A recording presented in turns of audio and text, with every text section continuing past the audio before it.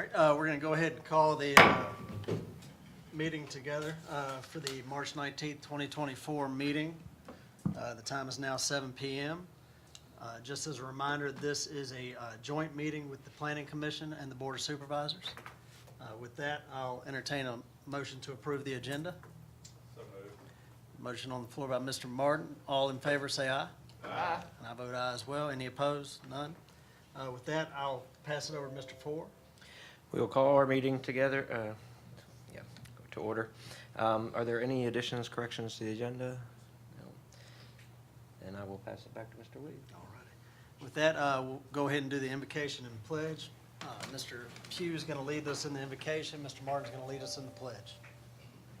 Dear Heavenly Father, we come before you tonight to give you thanks for the changing of the seasons, the greening of the grass, the blossoming of our trees. We are so grateful for the environment you have given us and the beauty. We are in awe. Dear Lord, we also ask that you guide us through our meeting tonight and give us the guidance and wisdom and knowledge to make the best decisions for the county and its citizens. We also ask that you be with our EMTs, our sheriff's deputies, all those that are in our military and in law enforcement, all throughout the county and throughout the United States. Dear Lord, it is in Jesus' name we pray. Amen. Amen. Attention, salute, pledge. I pledge allegiance to the flag of the United States of America and to the republic for which it stands, one nation, under God, indivisible, with liberty and justice for all. Thank you, gentlemen. All right, next item, we'll move on to citizen comments. Just keep in mind, there will be an opportunity to speak during the public hearings. If you've signed up for those, I'd ask that you hold off on those. Anybody wishing to address either the board or the planning commission at this time? All right. Seeing none, we'll move on to the public hearing. Mr. Martin, or no, Tyler, sorry. I don't know why I said Mr. Martin. Put you on the spot.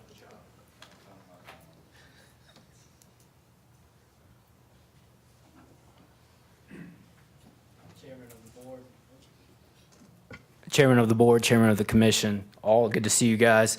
Request 2024-092 is from the Economic Development Authority for a rezoning of approximately 93 acres from the P1 public lands to the M1 industrial district. The property is identified as tax map number 161-A-146 portion of. I indicate that the parcel is approximately 93 acres. If you can see before you or behind you, real quick, the property below this is 210 Old Town Connector. The property south of this is what is up for rezoning. The additional 17 acres up north is going to stay in its existing zoning, which is R2. The current property is currently vacant. Future land use map indicates as low density residential, medium density, and public, and it is served by both public water and sewer. The EDA is applying for a Virginia Business Readiness Site grant. The money from the grant will allow the EDA to investigate the use of the property. The grant will also pay for the due diligence that is needed to mitigate any risk for a developer. They have made it to the third round of this grant, and one of the requirements for the grant is that the property needs to be zoned M1 industrial. Staff is concerned about the lack of information regarding an entrance onto the property. There is a letter attached from VDOT which indicates a traffic impact analysis is required to determine if access will be allowed. Route 210 is considered a limited access corridor, and it's my understanding from the EDA that the grant they are applying for would allow them to complete this TIA. So therefore, it is not brought forward before you all for this rezoning request. There is a summary of comprehensive plan items within the staff report. The future land use map does not indicate industrial for this property. However, on surrounding properties, it does indicate that. And part of the economic development goals, objectives, and strategies is to continue business growth and investment on Route 210, and that can be seen in the staff report. There are no proffers associated with this rezoning, and Ms. Saunders from the EDA is here to answer any questions. At this time, are there any questions for staff? Board, any questions? Yeah, I have one question, Tyler, regarding the acreage of the track. I know that a lot of the acreage is not suitable for any type of development, but is it due to the fact that you could cut the lots off, or do they need a larger acreage? Does that help the grant process and so forth? It is my understanding you need a certain amount of acreage to even apply for the grant. Okay. Mr. Chairman. Yes, sir. So, Mr. Creasy, just to clarify, so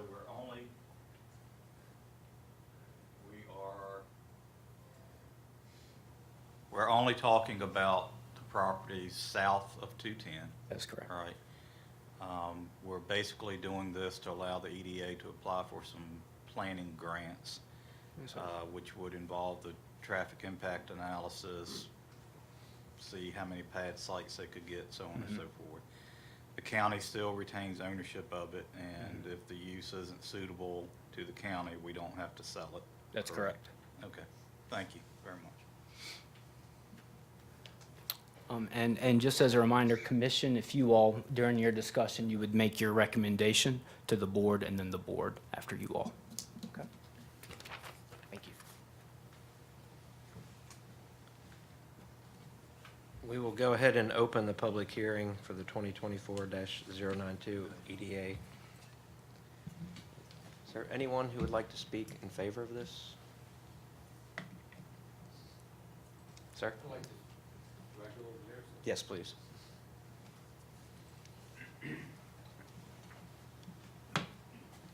And just for everybody's record, you'll be provided 3 minutes.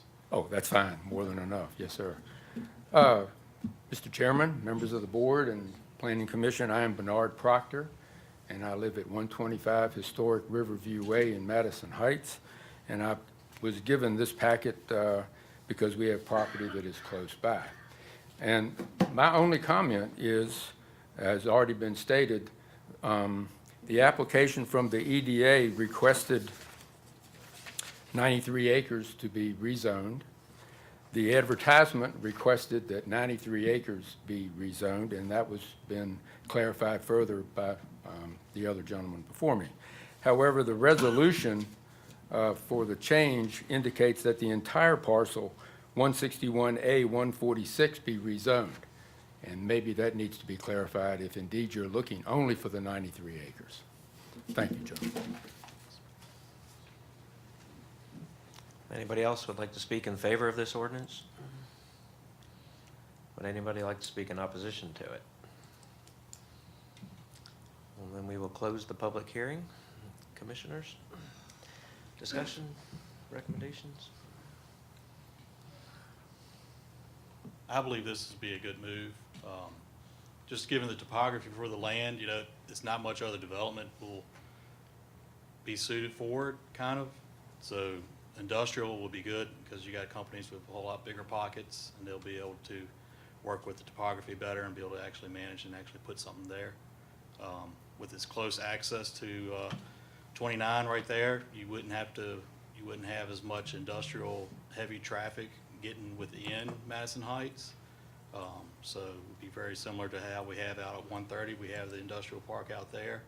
So it puts the traffic burden closer to the main highway, which is what we would want for our industrial. So I'm in favor of this, and given that it's just a study as well for the potential of seeing what it could do, I think we still have a lot of power after the fact on what actually happens on the land. So I'm in agreement with this. I think it's a good idea because it's opening up once again for more industries and businesses to come in and giving them access as well. Madison Heights, #1. I agree also with my fellow colleagues.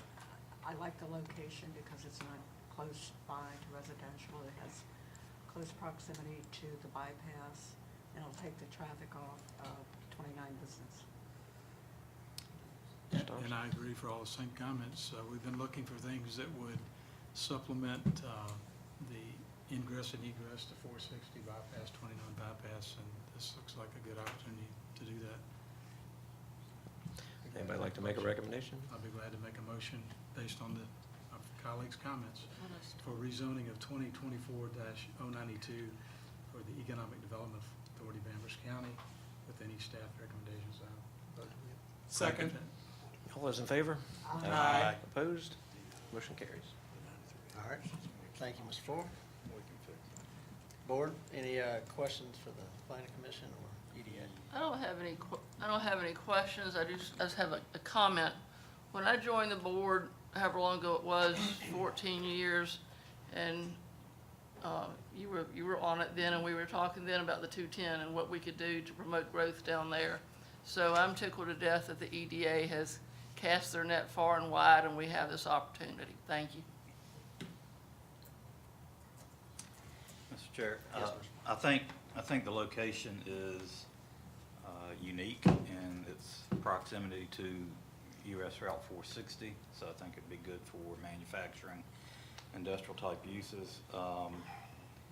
Mr. Proctor referenced an ordinance, which I do not see in Civic Clerk, Mr. Bryant. So we do need to make sure that that ordinance is speaking only of the land that is south of 210, correct?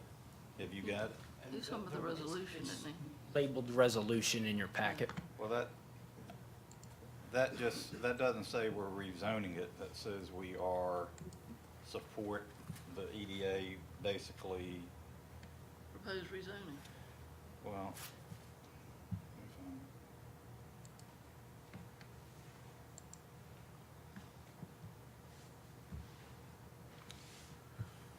A resolution supporting the proposed rezoning as requested. Okay. Supports requested.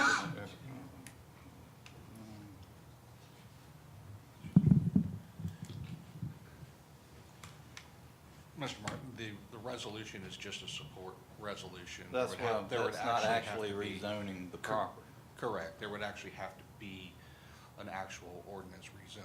And we don't have that yet. We don't, but if you would wish to go ahead and approve it, I can certainly draft it up with that specific limitation to the 90 acres. All right, so I'm not losing my mind. No, you're not. The resolution in here is not rezoning the property, it's just supporting the rezoning of the property. I'm not one to belabor the fact and have all these nice people come back, but don't typically we have 2 readings on rezonings or? We would if it was a text amendment on a rezoning, we would not, so. Okay. Yeah. So then, board, we would need 2 motions, one on the resolution supporting basically the grant application, and 2, that's a resolution, and then a motion approving an ordinance rezoning the property and making sure that it's just the 93 acres south of 210. Is that correct, Mr. Popovich? Well, I think, Mr. Chair, I think we need to ask Mr. Brian, Mr. Pike, I mean, on February the 20th, it appears that we approved the resolution. We voted on that on the 20th, correct? That's correct. We only need to take But up there's the, no ordinance in the packet. There's no ordinance, but we've approved the resolution. Okay, to so move that's forward. done. So that one's taken care of. right, we're just taking up the rezoning tonight. So it would be nice to have an ordinance. All right. So we didn't get the ordinance is what I'm saying. So Mr. Proctor referenced a document that we don't have. And that's fine. I think we all understand what we're doing. But we need to make sure that the ordinance only references the 93 acres south of 210. So how about Put that in your we motion. table the, You can put it in your Until we get the motion. ordinance. Just put, you can Put put it it in in your the motion. I just put it in the motion. Okay. When everybody's ready. all right. I'm ready. Mr. Adams, you have any comments? No, that's it. All right. Well, with that being said, do you want to make the, I know, I apologize. I just want to make sure we know what we're doing. Okay, so I would make the motion that we rezone the approximately 93 acres south of 210 from P1 to M1. all right, there's a motion on the floor by Mr. Martin. Although, any discussion, first off? All right, seeing none. All those in favor, say aye. Aye. I vote aye as well. Any opposed? None? All right, thank you. Moving on to the next public hearing, solar ordinance 2024-1. We've got a couple people signed up to speak. We'll start with them. Janine Johnson, District 1. Oh, Mr. Creasy, yeah, you want to speak first? I'm getting out of hand.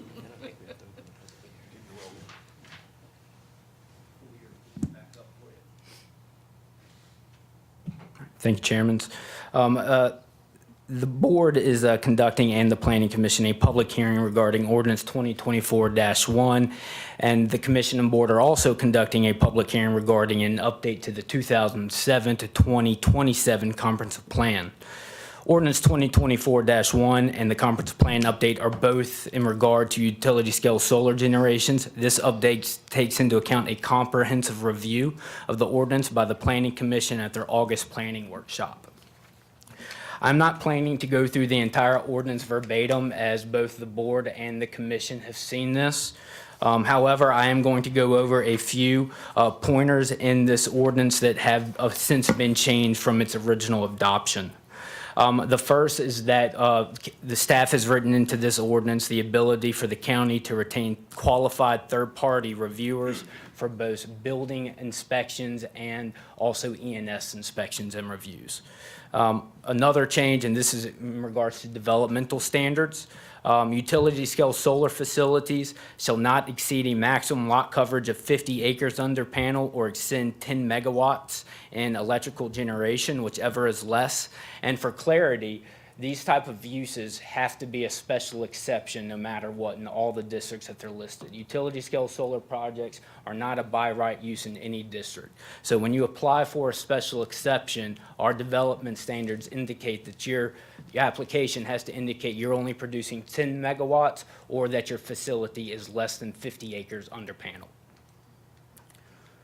Another addition to the ordinance is that in order to kind of counteract people from circumventing the ordinances in a way and to keep our natural beauty and also our pastures and all of our view sheds together, we put together an ordinance which would state utility scale solar facilities shall not be located within 1 mile of any other existing utility scale solar facility. For purposes of spacing, distances shall be measured from panel to panel. So it wouldn't be from lot line to lot line, it would be from panel to panel and we would be able to use Google Maps and the GIS to help applicants work through that process. Another change is since these types of uses are so new, not only for planning and zoning and the commission and the board, but for also the other departments in the county, we've written into here the applicants for all of these facilities must coordinate with the county's emergency response staff to provide materials, education, and training to the department serving the property. So that's for fire, EMS, being able, how do you get inside of these uses, because in our ordinance they have to be surrounded by a 6-foot fence, and so you can't just, of course, drive a truck into there. So this allows our emergency services to kind of have a heads up for when these developments are happening, and then after it's already been established, they have a plan if anything happens.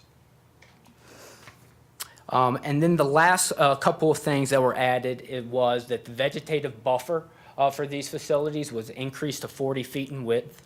So that can be existing or if you need to plant new. And then lastly, we had in our decommissioning part of this ordinance that developers must update the plan every 5 to 10 years. That has been changed to now they must submit a new decommissioning plan or surety amount every 5 years.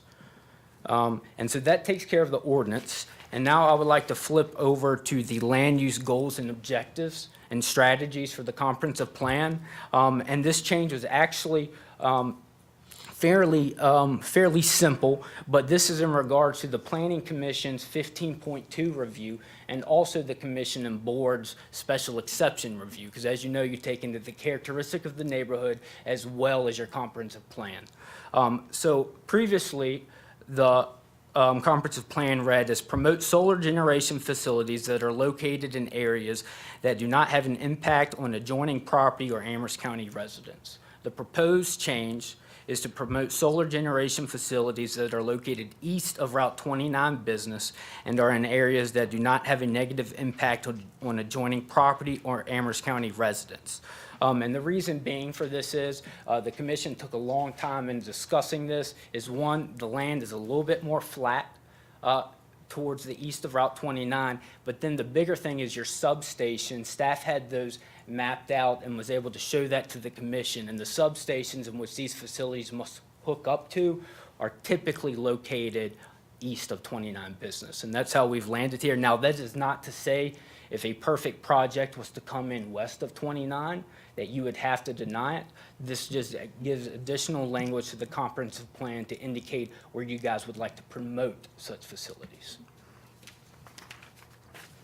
And that is all that staff is prepared to present at this time. Are there any questions? Any questions this time? All right. We'll go ahead and open the public hearing now. Thank you, Tom. I apologize, I forgot one important thing. I forgot one important thing. I looked at Michael Bryan as soon as I walked by.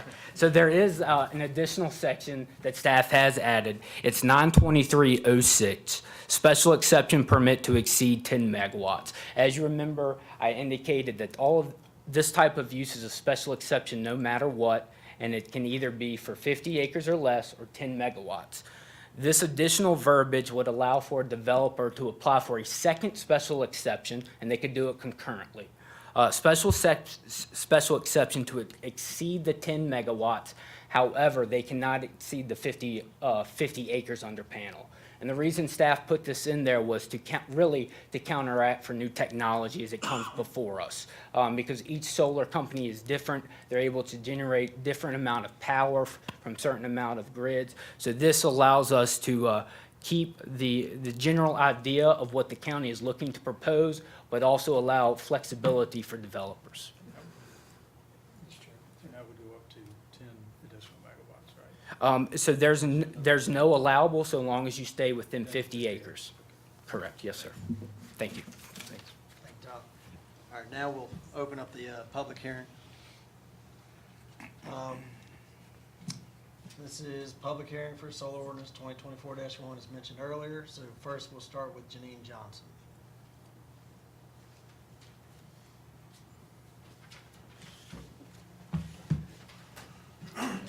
Just say your name and where you live. Or Yep. What district?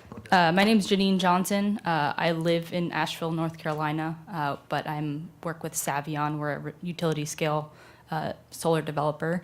We currently have a project that's in very early stage in the county. So first, Chair, Commissioners, and staff, thank you for the opportunity this evening. First, I want to state that I work with Savion again. I want to thank the county for, first, their thoughtful ordinance. I think Amherst has a very developed solar ordinance that allows for responsible solar development, so really appreciate the work that you guys have done. I do have a comment to oppose the current draft of the ordinance, specifically for two sections. Section 923.05, item 1, which is the 50-acre max lot coverage, and 923.05, item 3, which is the projects should not be located within 1 mile of existing solar facilities. The reason for that is when we're developing projects, the larger the project, the more economies of scale that we can reach, the bigger the impact to local communities and the cheaper electricity we can provide to the grid. And then secondly, I want to kind of reiterate that one project is much easier to screen than several 50-acre smaller projects.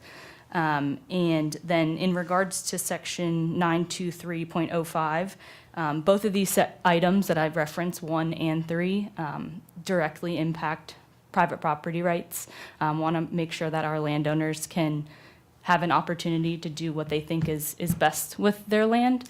And just want to urge the commission and board to consider that. So by removing this 50-acre cap and 1 mile restriction from the ordinance, Amherst can continue to allow for thoughtful, responsibly developed solar projects, which can be extensively screened beyond what you guys are proposing in the 40 40-foot vegetative buffer. We have plenty of examples of projects that are doing 100, 150-foot screen buffers, so they really can remain out of sight, out of mind, and counties can benefit from the economic development. And project can have, we can thoughtfully develop projects which can be screened, have minimal environmental impacts, and like I said, increase the economic benefits directly to Amherst County by, approving 1 or 2 or 3 larger projects and then kind of capping it there. So respectfully, I would like to urge the board and commission to reconsider the proposed language, specifically, as mentioned, section 923.05, items 1 and 3, to continue to allow utility scale solar projects of all sizes to be considered just for special exception. We strongly believe that, with the, Ms. Johnson. oh, that was my time? Yes, ma'am. Okay, thank you. Thank you. All right, next on the list is Mr. Proctor.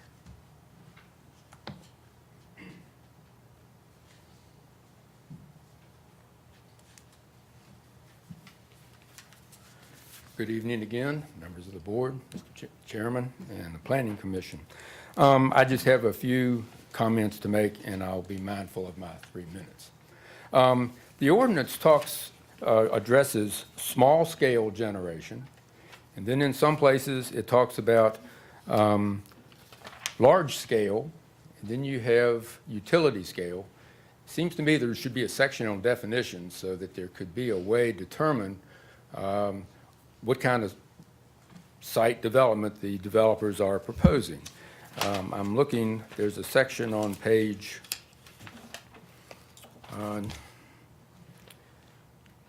92306, item 4, the proximity of the site to other large-scale solar energy facilities. What's large? There's no definition of what a large one is as opposed to a small versus a utility scale. So it's just a request for your consideration. Secondly, section 92306, item 3 at the bottom, it says the proximity to the site to and observability from and impact on areas of historical, cultural, or archaeological significance.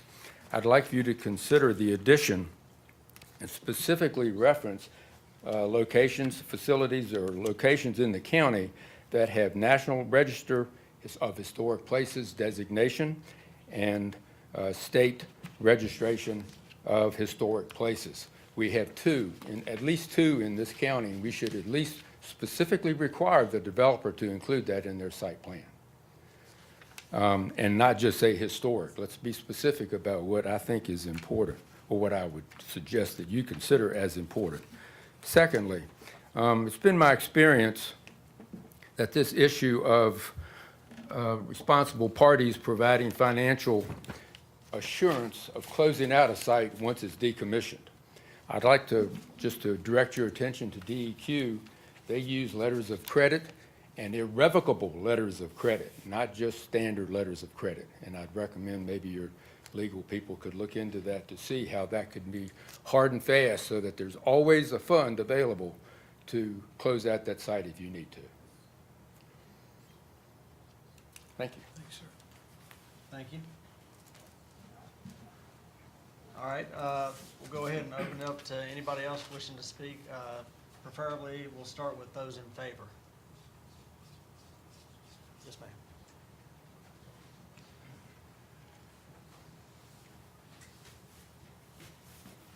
Hi, my name is Jerry Dokos, and I am in favor of this ordinance.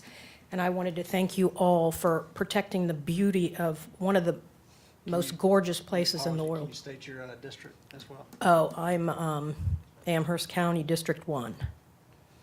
Thank you, ma'am. And I'm a property owner, and I think this protects the natural beauty of one of the most beautiful places in the world. And I want to thank you all for, so far, keeping this solar in control. I think in the next few years, it's going to be all kinds of new technology coming out, and it'll take up a lot less space and be a lot less of an eyesore to all of Amherst. And the people, the tourists who come to this area and the residents, I think will thank you all. And I personally thank you all. Thank you. Thank you, ma'am.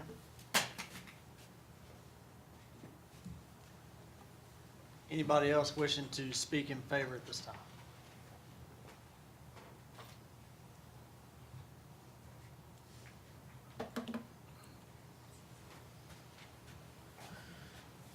Good evening, Board and Planning Commission. Sam Bryant, District 1, Tom Martin, Gettys Mountain Road, northern part of the county. Thank you for your hard work on solar and the zoning that's going to keep our natural resources clean and safe. I've been here many times to speak to you about it. I just want to remind you that with these large solar projects, the landowners and they get a lease or they get money for that, but the property owner does, but everybody else loses. It's my personal opinion. The energy doesn't stay here. It's brokered out. We take a risk of damaging the environment that you can't clean up. There's not a lot of data to show 40, 50, 60-year solar projects and what they do to the ground. Takes the place of hoof and plant for people to grow food and animals for people to eat and to feed animals that provide food. So thank you for your hard work on this. I look forward to speaking about other projects and learning more about it. I'm happy at this point that it's not going to be in the Piney River or Tide River, and I don't have to worry about big fish kills. But thank you for your time, and thank you for not taking the bait. Thank you, sir. Anybody else wishing to speak in favor? Yes, ma'am.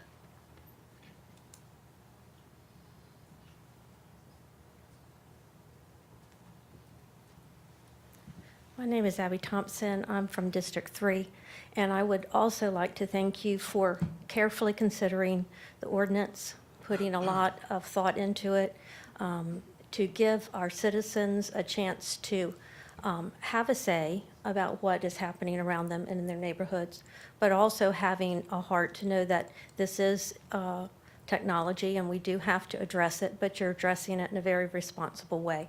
So I just thank you very much for allowing us as citizens to also have that special exception to be able to have some information about what's happening around us and some decision-making, at least some input. So thank you very much for your time.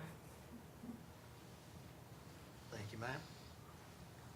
Anyone else wishing to speak in favor? All right. Anyone wishing to speak in opposition? All right, we'll close the public hearing. Commissioners, discussion, suggestions? Mr. Greasy? As a reminder, your motion consists of two motions, one for the ordinance and also for the update to the comprehensive plan. Okay, thanks. Mr. Chair? Yes. I would just say thanks for the feedback and conscientious, just get closer to make sure it's on. Thanks for the feedback and the comprehensive work that's kind of gone into this over several months. Again, I ditto some of the comments that have already been made about protecting our county, protecting the interest of the beauty of our county, as well as being responsible for what we do here. I do think that we did spend considerable energy looking at this and trying to be open-minded, fair-minded, but doing what we feel is best for this county, not for necessarily any other county, but for our county. And I'm very thankful for that as well. So thank you. Mr. Chair, Yes, sir. I just wanted to bring up, so I haven't been very much in favor of the cap. Mainly for one reason is we are allowing 50 acres of panels. Right now, even 20% efficiency panels on 50 acres can produce almost 40 megawatts. And we're only allowing 10. Now, I am very pleased that we're allowing for another variance, another special exception to increase it. But just remind y'all, a couple years ago, we went through an initiative to eliminate just excess code because people were asking for a whole lot of variances in one thing. And I feel that every project is going to be asking for that variance regardless because of that one thing. the efficiency is getting better, and it's going to continue to get better. So I just want everybody to keep that in mind, that I, for one, would like if we just got rid of the megawattage and it's just stuck with an area. I think 50 acres is a good size. It's right in the middle of the road. On average anyway, a 10 megawatt producing facility requires about 40 to 70 acres of area, just land area. Keep in mind that air code is specifically for 50 acres of panel area. So we're going to have a much larger area of land that's going to get used up as well for the 50 acres. But that percentage there with efficiencies getting better over time, I think we're going to cause a little more extra work, and probably people asking us to revisit this ordinance later on to make a change. That's the only complaint I have, but there is an avenue that gives solar facilities to go for a higher megawattage.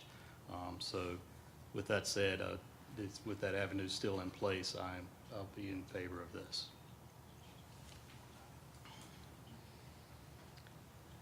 Any more discussion, comments?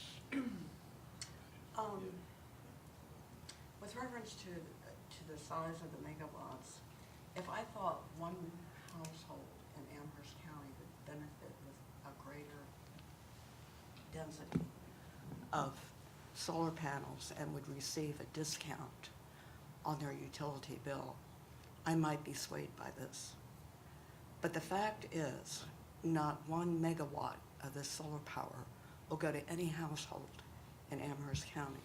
It will not go to one school, one firehouse. It will not reduce our overhead until such time that the citizens of Amherst County and Amherst County government receive the benefit, and I mean reduction in the cost of utilities. I'm not in favor of increasing any kind of megawatts. I agree. I don't think we have to sacrifice our natural beauty, et cetera, for someone else's benefit. And I think that's kind of where this whole conversation sort of culminated anyway. With that, would you like to make a motion? You would? Yes. I would, Remember, we got two. yes, for our solar ordinance 2024-1, and also for our Amherst County Comprehensive Plan update, I'd make a motion that we approve both of those changes to those codes. A second? We have a motion and a second. All those in favor? Aye. Opposed? Motion carries. Thank you. Board, any discussion up front here? I have questions for Mr. Creasy.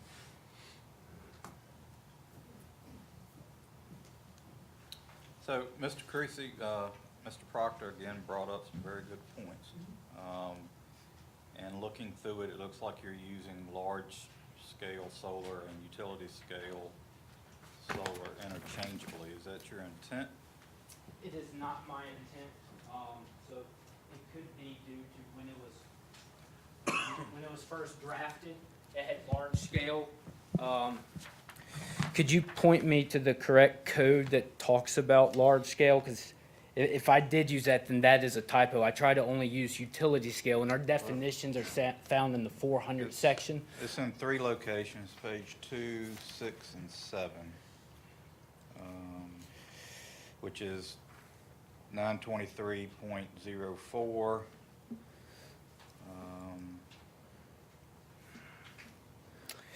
Yes, sir. I apologize. Staff does not have that answer, as that verbiage was written previously, so I would need to see how that was composed. But this ordinance is only for utility scale, and in our definition section, which is found in the 400s under subdivisions and subdivisions, you can find the definitions for utility scale, small scale, and agricultural style utility or solar farms. So there is no large scale. No, sir, it's only utility scale. Okay, so we need to change large to utility. Yes, sir. So my other question is related to the conversation the Planning Commission was having in terms of the megawatts. if we're saying no more than 50 acres can be under panel, right? And the technology changes, as Mr. Bryant said, and that panel, where it's generating, I don't know, say the technology gets better and it can exceed 10 megawatts. What does it matter if the technology is such that it could generate 100 megawatts? As long as it doesn't go over 50 acres, why do we care? You make a great point, and during the planning commission's discussion, and I don't want to speak for them, but I believe it came up as we have so many different types of entities and developers applying that their technology is going to be different from one developer to the next. And so they're not all going to have the same technology, and we might have one come in that needs 50 acres for 10 megawatts because we've had individuals approach us that would need that amount of acreage for that amount of panel. So is the ordinance is saying that if you can do 10 megawatts on 20 acres is all you get? Is that what you're saying? If you can get 10 megawatts on 20 acres, you can only develop 10 megawatts right now. However, you can apply for another special exception to exceed that 10 megawatts. So let's say you got that technology that can give you 10 megawatts on 20 acres. You could apply for a second one to get 20 megawatts on 40 acres on the same property because you're still within the 50-acre limit. Okay. It just seems like, sorry, Mr. Chair, it just seems like additional work on the commission and the board, though. If we're capping out at 50 acres, right, I think we all can probably agree that we want to stick with the 50 acres. The whole megawattage thing, I'm with Mr. Martin. I think we're getting caught up in the weeds there. I think we probably all can agree, as technology moves forward, we're going to continue to see this stuff more efficient. I agree. So I'll go ahead and throw my 2 cents there. Mr. Bryant said, you know, on average, you need about 4 to 7 acres per megawatt. So right now, we're kind of restricting some companies from using land. They might get up to, 5 megawatts, 6 megawatts. So I would, ask to consider bumping up that acreage from 50 to 75, just to kind of guarantee. But I'm just throwing it out there, so. I mean, why are we, because right now this language is written to where they can't even, nobody can come back for a special exception to increase that acreage, correct? No, sir. So you're capping them. The whole point of capping the acreage is to. I know, but Yeah, let's so- open it up to where they can actually get 10 megawatts if they want. But they can't increase the acreage. They can only, I they know, can only, that's what I'm saying. Let's open it up. you don't I need to think we increase should the open it acreage. You now. cap it at 50, and as technology increases, you'll be able to get more megawatts than 10. But I If think it- the whole if it purpose of gets this there. ordinance was to limit the size and scope of the, solar farms. And you can do that. So but I think 50 is opening it up. a legit, is the size I would like to see. I don't wanna see, 50's a pretty large piece of property. I have no desire to increase the acreage. I would be more inclined to leave it at 50, but not put any minimums on the. Yeah, I'm with Mr. Martin on that one. I don't. Would you entertain a special exception later on? For over 50? For over No. 50? No?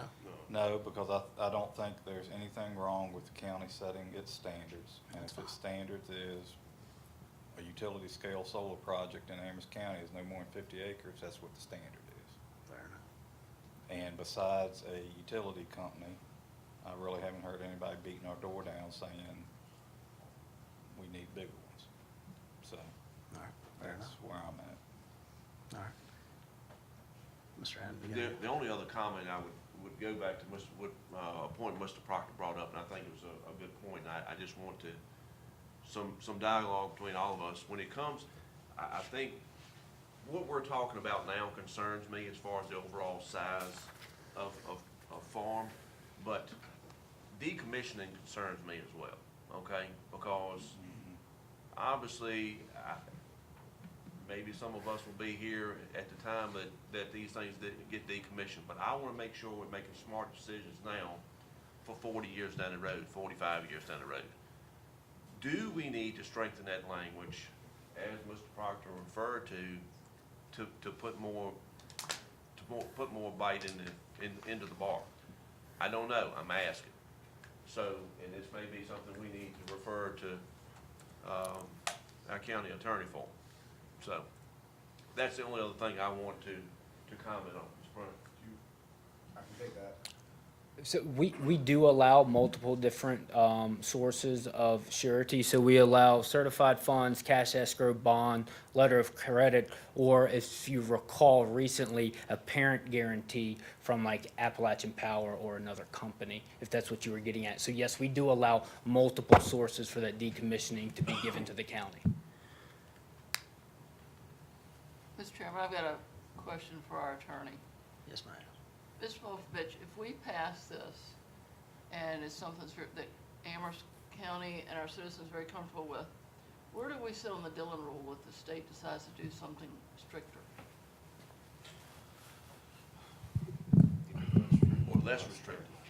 Well, Thank you, yeah. I think we all know the elephant in the room is the General Assembly has already had legislation put before it that would essentially take localities out of the process and put it in the hands of the SEC in Richmond. My understanding is that legislation is on hold until next year. I can only assume, and I don't like to assume, but that is going to be coming back up next year for consideration. And if they adopt that, whatever we do here today may not mean a whole lot going forward. Because they may strip our ability to control these things. Yeah, your last part of the conversation was my question, because I know they can't do anything now because they're out, but. Right. So we can do what we want now. You can do this now, but there's no guarantee that you'll continue to have this kind of control going forward. And I think that's just a reality we all need to face. I know it's already happened in other states where they took the local zoning out of it, in like New York State, for example. It's the reality that we face right now. I mean, the solar industry and the lobbying organization is very strong, and the folks at Richmond had made a decision that the Commonwealth was going to have X amount of megawatts out of solar. And if localities are limiting the ability to reach that goal, and the General Assembly wants to reach that goal, then the General Assembly is probably going to take our ability to restrict development of solar facilities in order to reach that goal. It's just the way it is. I think that Amherst County has been very clear on what our position is. Thank you, Mr. Popovich. Mr. Creasy, what, I didn't see it in this language. What is the setback as far as tributaries, streams, rivers? What kind of setback? So unless you're in the water, if you're in the watershed district, it's 75 feet from the center line of that stream. Now, of course, if you're in wetlands, you'd go through the Army Corps. You're not going to be building in wetlands. But if you're not within the watershed district, there is no setback to a stream other than through your erosion sediment control and stormwater plan. You'd have to put up perimeter controls and controls to protect the environment and things of that nature. But there would be no setback unless you're in your watershed district. Yes, sir.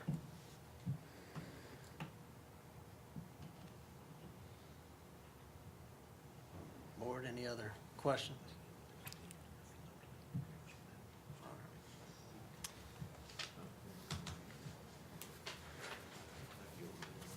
Okay, so first to the planning commission, thank you for the hard work that you do month to month, right? Especially thank you for sitting in a room with David Pugh for, I do it twice a night. You know, just the amount of work you've put in on solar facilities this past year is just tremendous. Thank you for that. I think you brought us a good ordinance. Obviously,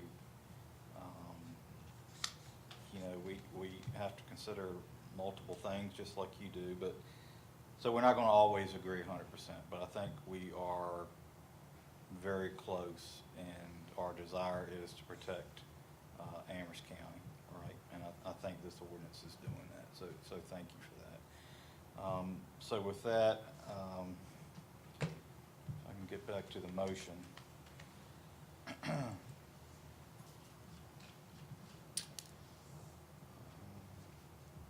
So I would move that the board approve ordinance 2024-1.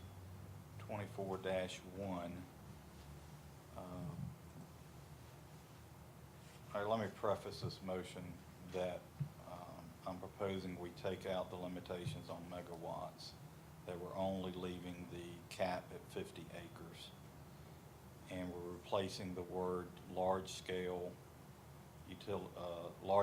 with utility scale. And with that, I would move that the board approves ordinance 2024-1 and the update to the 2007-2027 comprehensive plan as recommended by the Planning Commission. All right, motion on the floor by Mr. Martin. Any further discussion? All right, seeing none. All those in favor say aye. Aye. And I vote aye as well. Any opposed? None? All right, thank you. Okay. We just need a motion. Motion and second. All those in favor? Aye. We're adjourned. Thank you, Thank you all. Planning Commission. Thank you. Appreciate it. Thank y'all. We'll Thank you. migrate up top.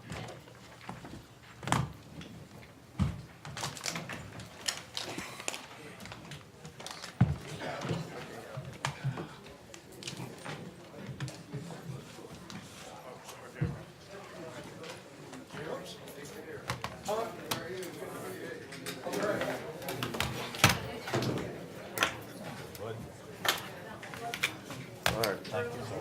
Where you going, Dave? Just not a chair seat. Hey,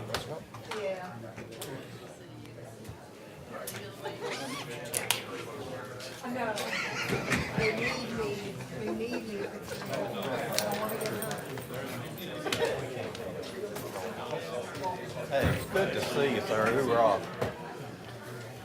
I knew I was going to drop it. Hi, Darren, good job. Good calls. Oopsie. Just remember to turn it back on. I will. Thank y'all. Later. Bye. What's that?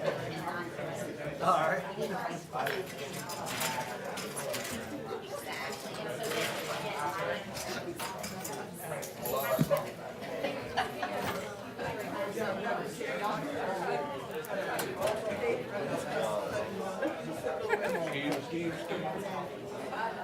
We take our 5 minutes. We'll work, going to, huh? I got you.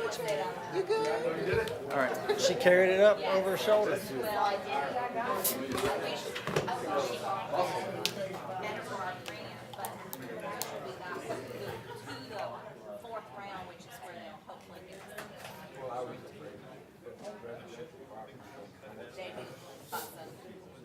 thought about that too, but they'll be safe for another.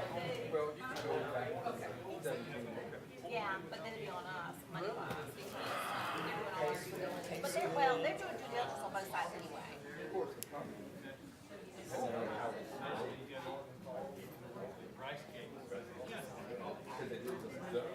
Yeah, yeah. I know, it might be easy. I know.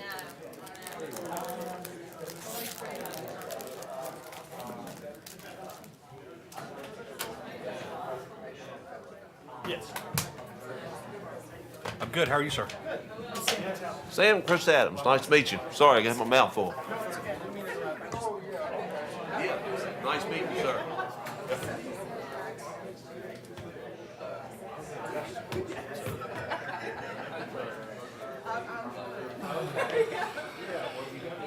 Let me know.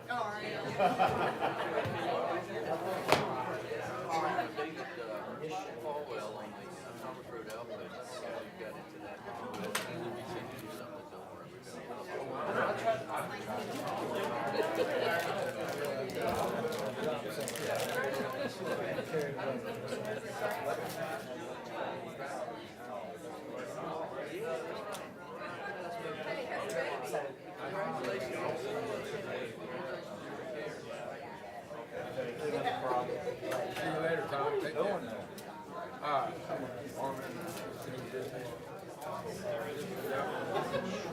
Staying out of trouble.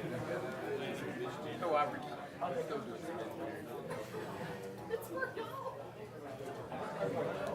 Yeah, this is what I was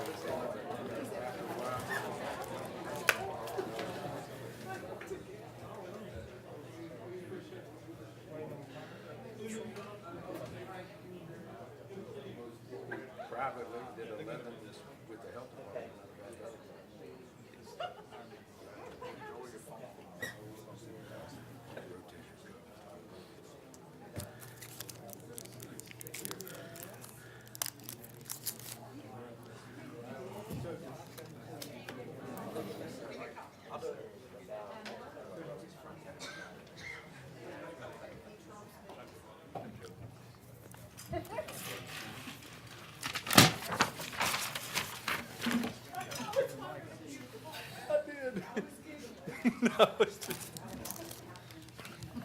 Hi. I can't.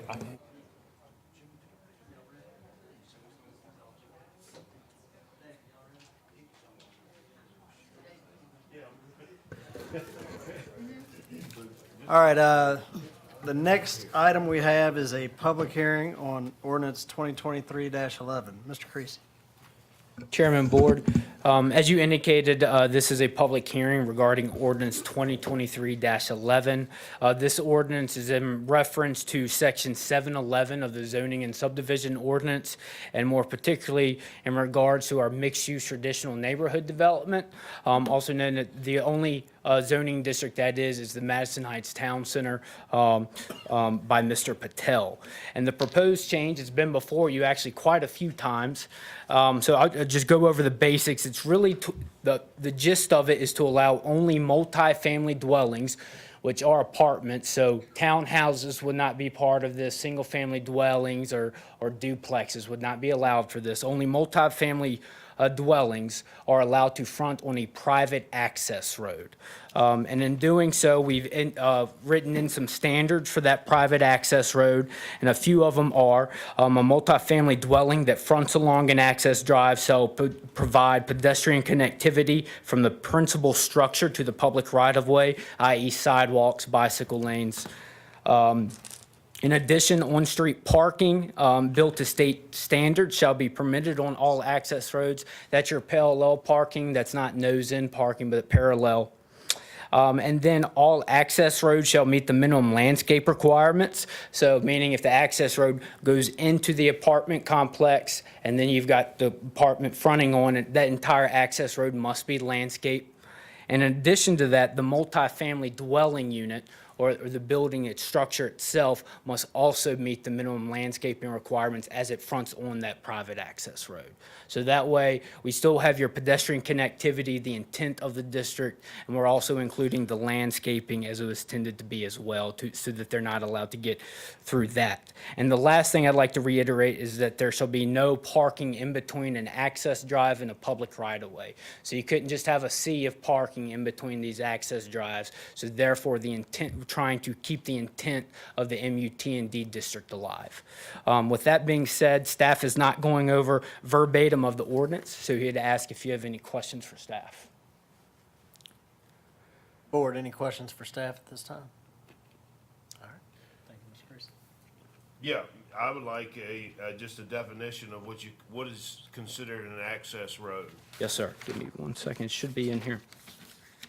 Access roads will be defined as a private right-of-way built to state standards that is parallel to a public right-of-way and provides either primary or secondary access for vehicles to multifamily dwellings. Access roads shall provide access to at least 2 principal structures, will be located on the same lots to which the roads provides access, and will be maintained by a property owners association. All access roads shall be paved or surface treated to eliminate dust.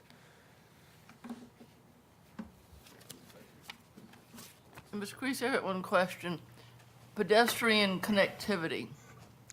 Is that a sidewalk? Is that a mud path? What is it? Sidewalk, bicycle lane, either one. They've got to provide some type of pedestrian activity from that principal structure to the public right-of-way. All right, and if it's a sidewalk, if it's anything, will it have handicap access, so there's a ramp that goes down to the level? If standards require that, yes, ma'am, it would. It would be built to those standards, yes, ma'am. Any other questions, board? Thank you, Mr. Creasy. Thank you. All right, we'll open up the public hearing. Any wishing to speak in favor of this? And just a reminder, state your name and district. My name is Norm Walton. I'm with Perkins and Orson. I represent Mr. Patel on the Madison Heights Town Center project. We're in favor of the proposal as written. We just wanted you to know that we were here, and if you would like a developer's perception of things as you go through your deliberation, we'll be more than happy to answer any questions. Thank you. Anyone else wishing to speak in favor? Anyone wishing to speak in opposition? All right, seeing none, we'll close the public hearing. Board, any discussion?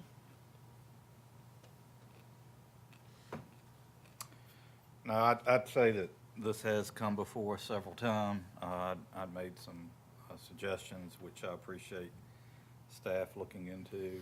I think this is a good change. I appreciate the fact that even though it's a private, it needs to be built to state standards. I think we need to be more cognizant about that moving forward because of, a lot of these private roads that aren't up to state standards. Eventually, the homeowners aren't able to take care of them, and then they're asked to come into the state. It just creates problems. So I think this is a good change to the ordinance, and I would move its adoption. Motion there? That was my motion. All right, motion on the floor by Mr. Martin. Any further discussion? All right, seeing none, all those in favor, say aye. Aye. I vote aye as well. Any opposed? None. All right, thank you, board.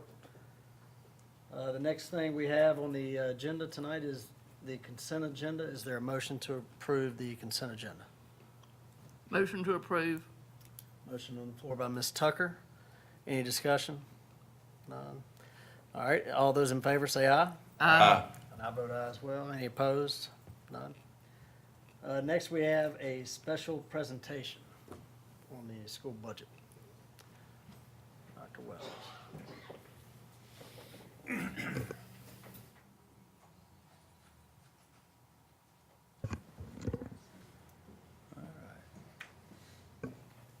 Thank you. Mr. Chair, members of the board, first, thank you for letting me speak with you tonight. And we want to go over the proposed budget for the 2024-2025 school year. First, I want to thank you.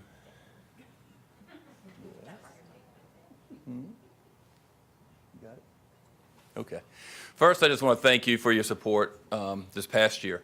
And when I say this, you increased our funding last year by $2.5 million, and then you fully funded the high school. I know we had a lot of discussion on that throughout the year, but really just from half of the school division, I thank you for your support of the school system this past year. And so as we move forward, I just want to show you a little bit about kind of what you're funding. And this is where we are so far. We're a little bit beyond this now, but just give you an idea of the construction at the high school. Top left corner there, that's the back of the school. You can see we've poured footers. We're starting to lay block. Actually, today they laid the block for the front of the stage. So the front of the stage, lip of the stage, is actually the block was laid for that. The 3.5, 4 foot elevation there. Bottom left, you can see where the cafeteria is going to be, the auditorium, main part of the auditorium, the stage, and the classrooms are. Top right is the new parking lot from the Burley property. Well, that's going in. We have done all the curbing there. For the most part, the curbing is complete. The stormwater retention is complete. There's actually grass is growing there now because we got it seeded before the rain a couple of weeks ago, and the warm weather has really helped that. And in the bottom right, where the star is Gary Hardy Star. that's where the field house, bathrooms, concessions are going to be. We're doing the work on that now, site work, planning on that right now. So we'll hopefully be able to start construction on that into the summer as far as getting that laid out. It's a 6 to 8 week window for once we order to when the building arrives. It's only an 8-week turnaround on the metal building, and then we'll be able to do the finished work inside. So that should be operational by the spring of next year. So overall, we're moving on time. We're on time with our track. We're on track with everything there. Just want to let you know how much we appreciate it. That block right there is actually the first block that was laid in that bottom center that was laid for the addition. So that's the first cinder block that was put in on grade. And so, again, we're moving in the right direction, just moving forward. And again, if you want a tour or come to view, just look at it anytime, just let me know. Probably once walls start going up versus just doing more stuff on the ground. But as we start building walls up, if you want to go see it, just let us know. We'll arrange for that, and we'll go and take a look around. Yes, sir.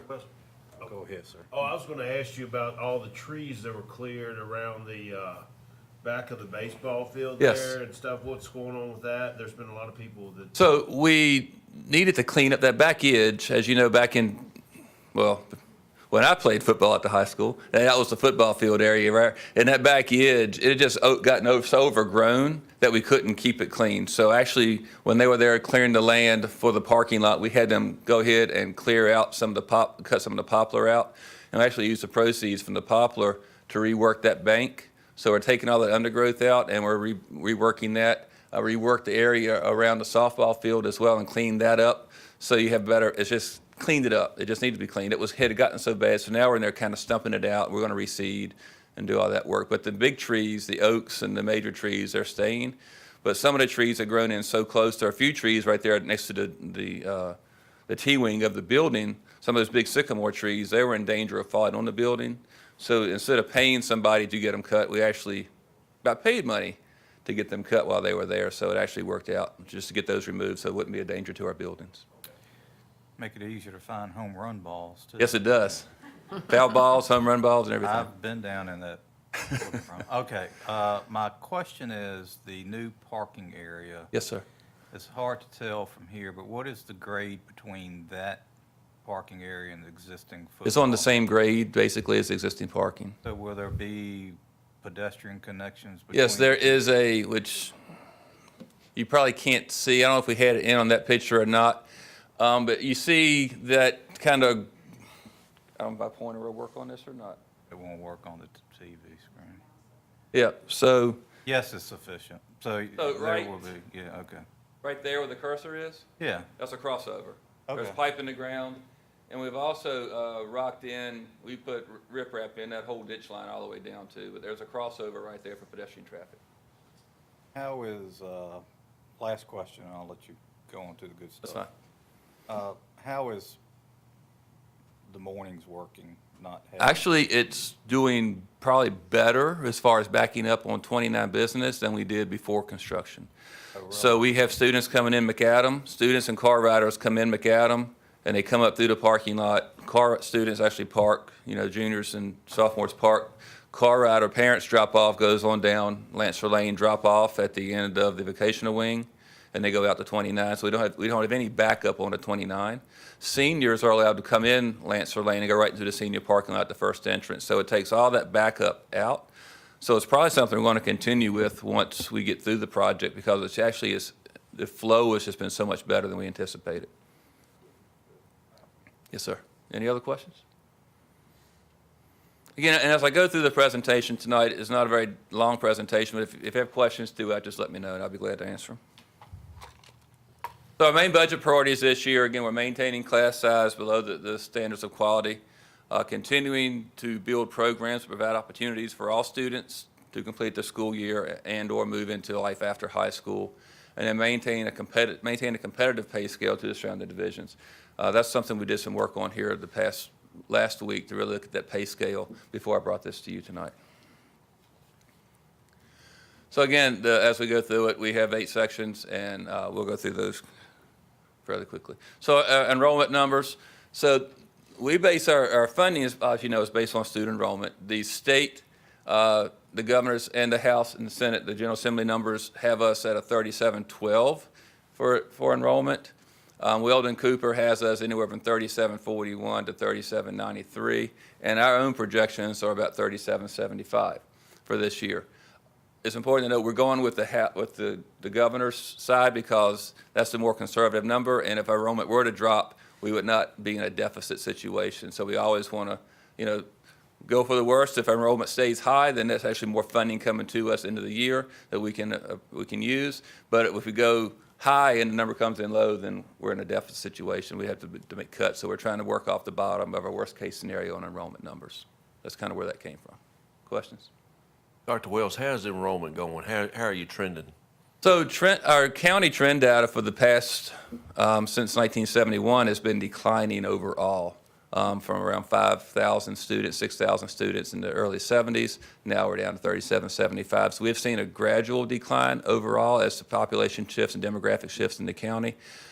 So we're hoping we'll settle out, and if some of these developments begin to happen, hopefully that'll help that as well. We don't see a huge drop, but again, trend data has been that we are declining gradually over the past 30 years.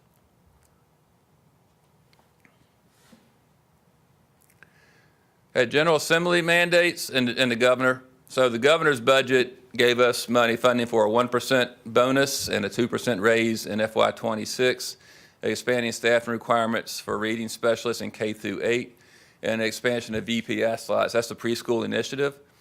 So when we've talked to our board, that's why we had to add a slot, a teacher and an aide for VPI, because they expanded the number of slots we were receiving in the governor's budget. The General Assembly has come back with a 3% raise for this year, funding for that, funding for a 3% raise next year. However, we have not seen the calculation tool, so how the state is actually going to tell us how much money we're getting and what categories we're getting in. We have not received that from the state yet. We've been told we're going to get it by the 24th, which is this weekend, and then I'll have better numbers for you. So you're not going to see specific numbers as far as what the state's giving us, because we don't know. There's also been some, as you know, if you watch the news, there's been some differences in opinion between the General Assembly and the governor on priorities as far as what was passed and what's being vetoed and what's being passed. So I really don't want to go, but we have been told we're going to get about $1.6 million more than what the governor projected. So that's what we're basing our numbers off of. But the exact details of that 1.6 we don't have from the state yet.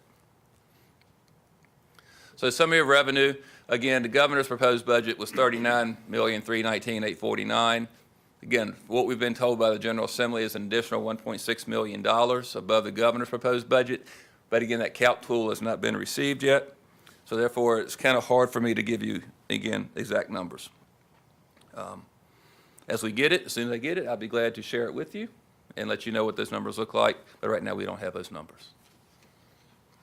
Questions on that? So what if it comes in 1.6 million less? So if it comes in the governor's proposed, we'll have to reevaluate our budget and make decisions based off of that. What I'm hearing through the grapevine is there's thought process is the governor and the budget discussions that K-12 overall might be fairly safe, but the big discussion right now is the marijuana legislation and the proposed multi-facility up there in Alexandria, and that's where the fighting's over right now. But they're saying that they're thinking K-12 may not be a part of that conversation, but they might fight it in other areas. But we don't know for sure, but I will say that, if we have to make adjustments, we'll make adjustments to what we're anticipating doing, but we're hoping we won't have to do that. But that is, where we'll have to be if that happens. So what the board really wanted us to work on was, again, making our salaries competitive with local surrounding school divisions. So with the 1.6 million, we're able to do and getting Ms. O'Connor with her creativeness back there, we're able to do a 4% raise, and we feel comfortable funding a 4% raise for all staff, SOQ and non-SOQ positions. We additionally want to look at a 1% bonus for bus assistants and cafeteria staff. And the main reason for that addition there is, as the minimum wage standards change, we'll have to bump them up a little bit higher to meet the $13.50 an hour based on where they are from their salaries. But But the cafeteria staff is non-admin, it's just the workers in the cafeteria, not the administrators of the cafeteria. And again, they operate on a separate budget from our operational budget anyway, but we do want to have an increase for them as well. So if everybody, the majority is 4%, for those specific people, it'll be a 5% increase. But also looking at this slide, it's also important to know that 85.4% of our budget is personnel, and the other 14.6% is everything else. So the majority of our budget, over 85% of our budget is based on people. Expenditures, again, 76% goes towards instruction, 9% goes towards operations and maintenance, 8% goes towards transportation, and 7% goes towards administration and health. This is excluding grants and child nutrition budget.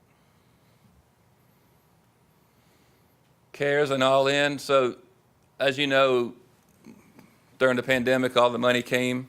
Our CARES funding ends September 30th. We had to have all that money spent by September 30th of '24. But under CARES and under some of the other grants funds, we were able to move some of these positions out of our operating budget to save money operationally and put it into our CARES budget and those other funds. So we had a school counselor, attendance officer, instructional specialist, CT coordinator, ISD, and half a grant position of a grant ISD instructor and 0.7 of a grant writer. Again, CARES funding ends in '24, so some of these positions we're going to move into the operating budget. Some of these positions are going away and not being funded, and some are going into All in Virginia. And All in Virginia, to that allocation, which came in October of this year, is $1.8 million from the state. 1.26 million of that has to go towards tutoring and learning acceleration. 361, almost 362,000 of that goes towards literacy, and then 181,000 goes towards chronic absenteeism. That's required by the state where we have to spend that money. So we're using those funds to offset some of the deficits that are caused by CARES going out without attacking our operating budget. Dr. Wells? Sir? Can you go back to the last slide? Yes.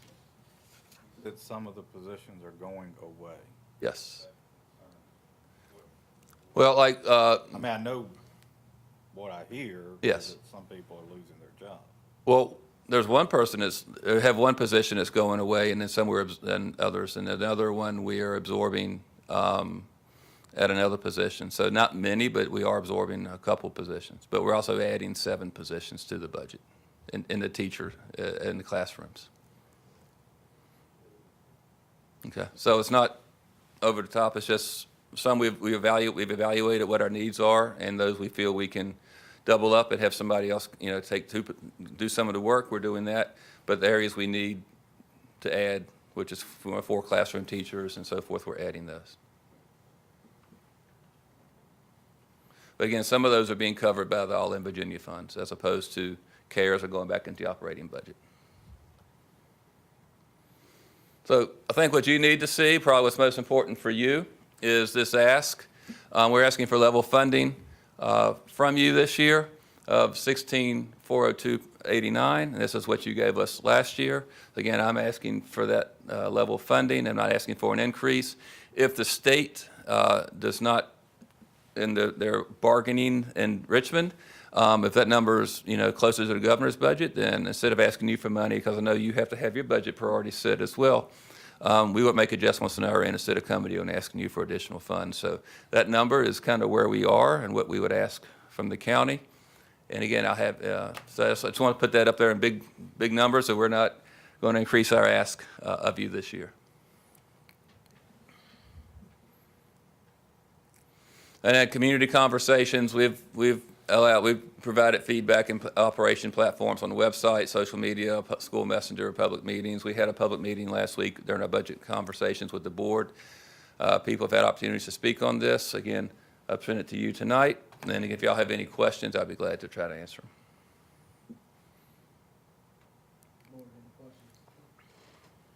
Any questions for Dr. Wells?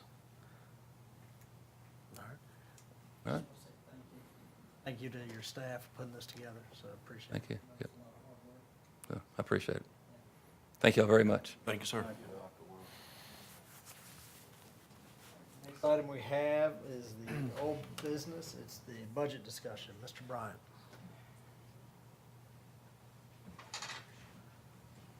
make a motion to approve it? Oh, no. What does it say so right there? Mr. Bryant, I think I got to go back to the school budget. Need a motion. Right? Yes, sir. Yep, my apologies. I will go ahead and make a motion. I move that the board approve the school budget as presented and direct staff to include it within the county budget for a public hearing. With that, any discussion, board? All right, all those in favor, say aye. Aye. I vote aye as well. Any opposed? None? All right, now we'll move on to the budget discussion. Thank you, Dr. Wells.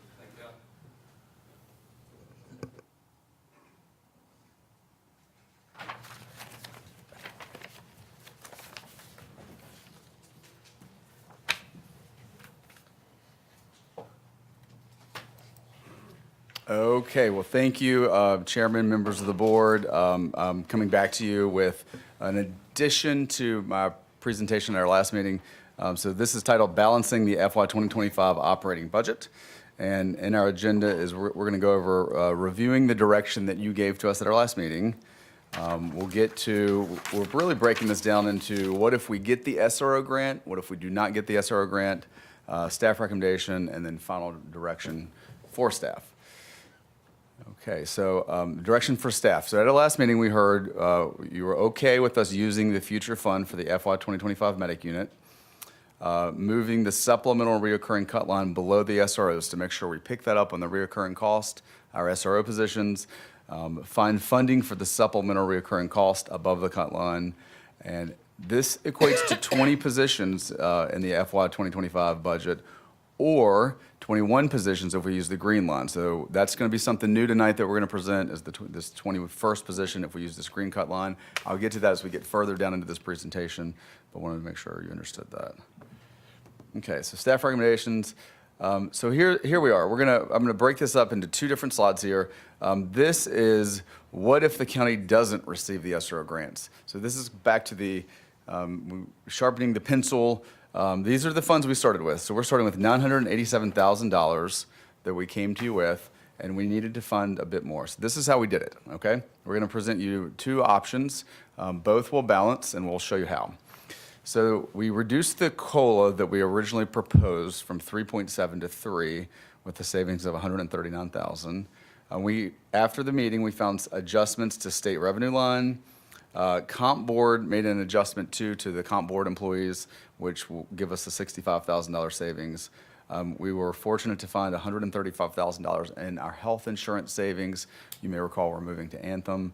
And SRO, so remember this scenario is the SRO grants match not being used, because if we don't get them, we won't use the match. So there's $134,000 of savings there, which brings us to $1.4 million, and I'm using round numbers. So you ask us to fund the public safety positions, the 13 public safety positions, the SRO positions. In this scenario, this gives us $17,000 of remaining funding, okay?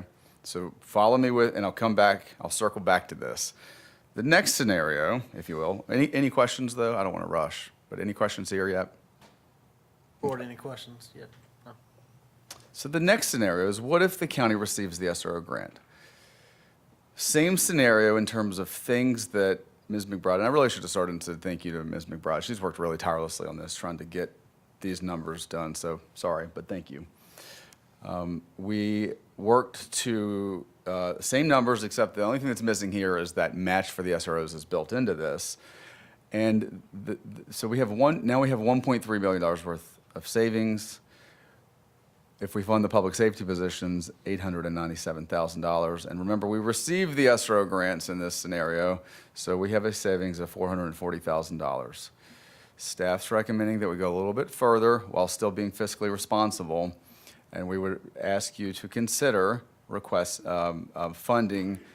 Cybersecurity is a major and a very important task that we need to be aware of. This will help our firewalls, this will help our network, this will help in so many different ways, protecting elections, our dispatch center, and so we believe this is very important to fund the cybersecurity. And I do have Mrs. Vire here with our IT department, if you have any questions for her. Our next item is the 457 match. We believe this will help with recruitment and retaining employees. It gives a $100 match, up to a $100 match for employees who participate in the 457 match. I'm sorry? Per month, that's right. And then finally, DSS has requested 2.5 positions. We believe this would really help them out by funding one position, the DSS Family Supervisor position. And this would still give us a savings of recurring costs of $251,000. This is a recommendation that we're making to you. And so what this looks like when we go down to the supplemental, the red line is what you ask us to make sure that was funded. We pushed the red line to make sure it included the Public Safety Division Manager, the 12 new EMS firefighter positions, the one SRO that's no longer grant funded, and then the 6 that are in 2 different. So it's really 7 SRO positions. And then we've asked you to consider funding down to the green line. Okay, that gets those three. Again, I have each department head that has put those requests in here tonight. If you have any specific questions for them, or if you would like for them to explain this further. I'm going to stop here because I know I've been going fast. Is there any questions for staff at this point? Brian, you referenced 12 public safety positions, but it's actually 13, correct? It is. It's 13 total. Yes, sir. They're all in there. Yes, sir. Yes.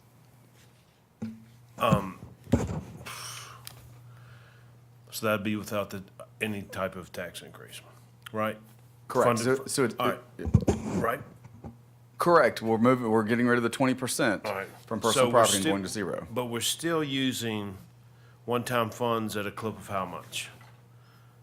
One-time funds to fund the, 475,000. so we're using $475,000 that we don't really have budgeted. It is in one-time funds, but, I think we all agreed it was okay to use that, but, next year, we're either gonna have to use one-time funds or come up with that $475,000. So, when I see these additional asks, I mean, I think they're all legitimate and serve a purpose, there's no doubt, but I don't think we should do that. I think because next year, we're gonna be right back here with the same similar problem, and we'll have additional cash flow that we aren't spending this year to use next year. That would be kind of my thought, and maybe that, I'm open to other suggestions. Well, if I may, the future fund, the reason we suggested this was because the future fund was money set aside for capital projects. And so we felt like it was appropriate to consider that and to propose that to you to consider. And So- I'm not questioning that. I mean, I'm okay with that. I'm just looking at next year, we will really also be in the same situation. So it would be nice to have a little more money freed up, but.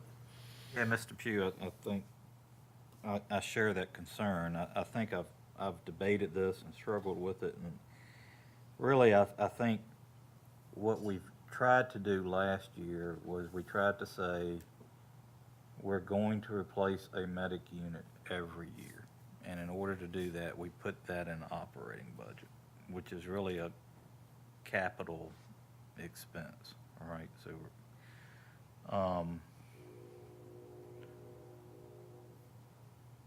so if we do it this way, that medic unit should not be in the operating budget this year. It needs to come out, because I don't believe in using one-time funds to fund an operating budget expense, all right? On the operating. I'm saying it, last year it was, wasn't it? Correct. But this year you're gonna take it out, right? Okay. But, we do this every year, and I think everybody debates and we struggle and we end up getting to where we need to be, and, the fact that we haven't raised taxes going on the 5th year, well, property taxes, real estate taxes anyway, I think says a lot. So,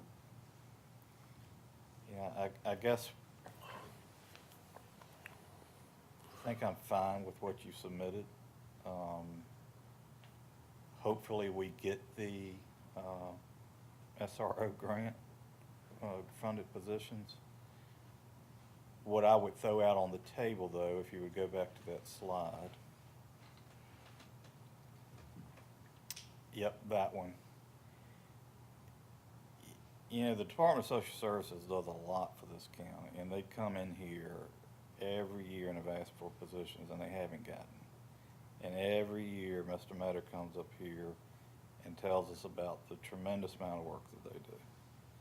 So I would propose using some of that, just funding 2 positions for Department of Social Services, and I'll throw that out for discussion.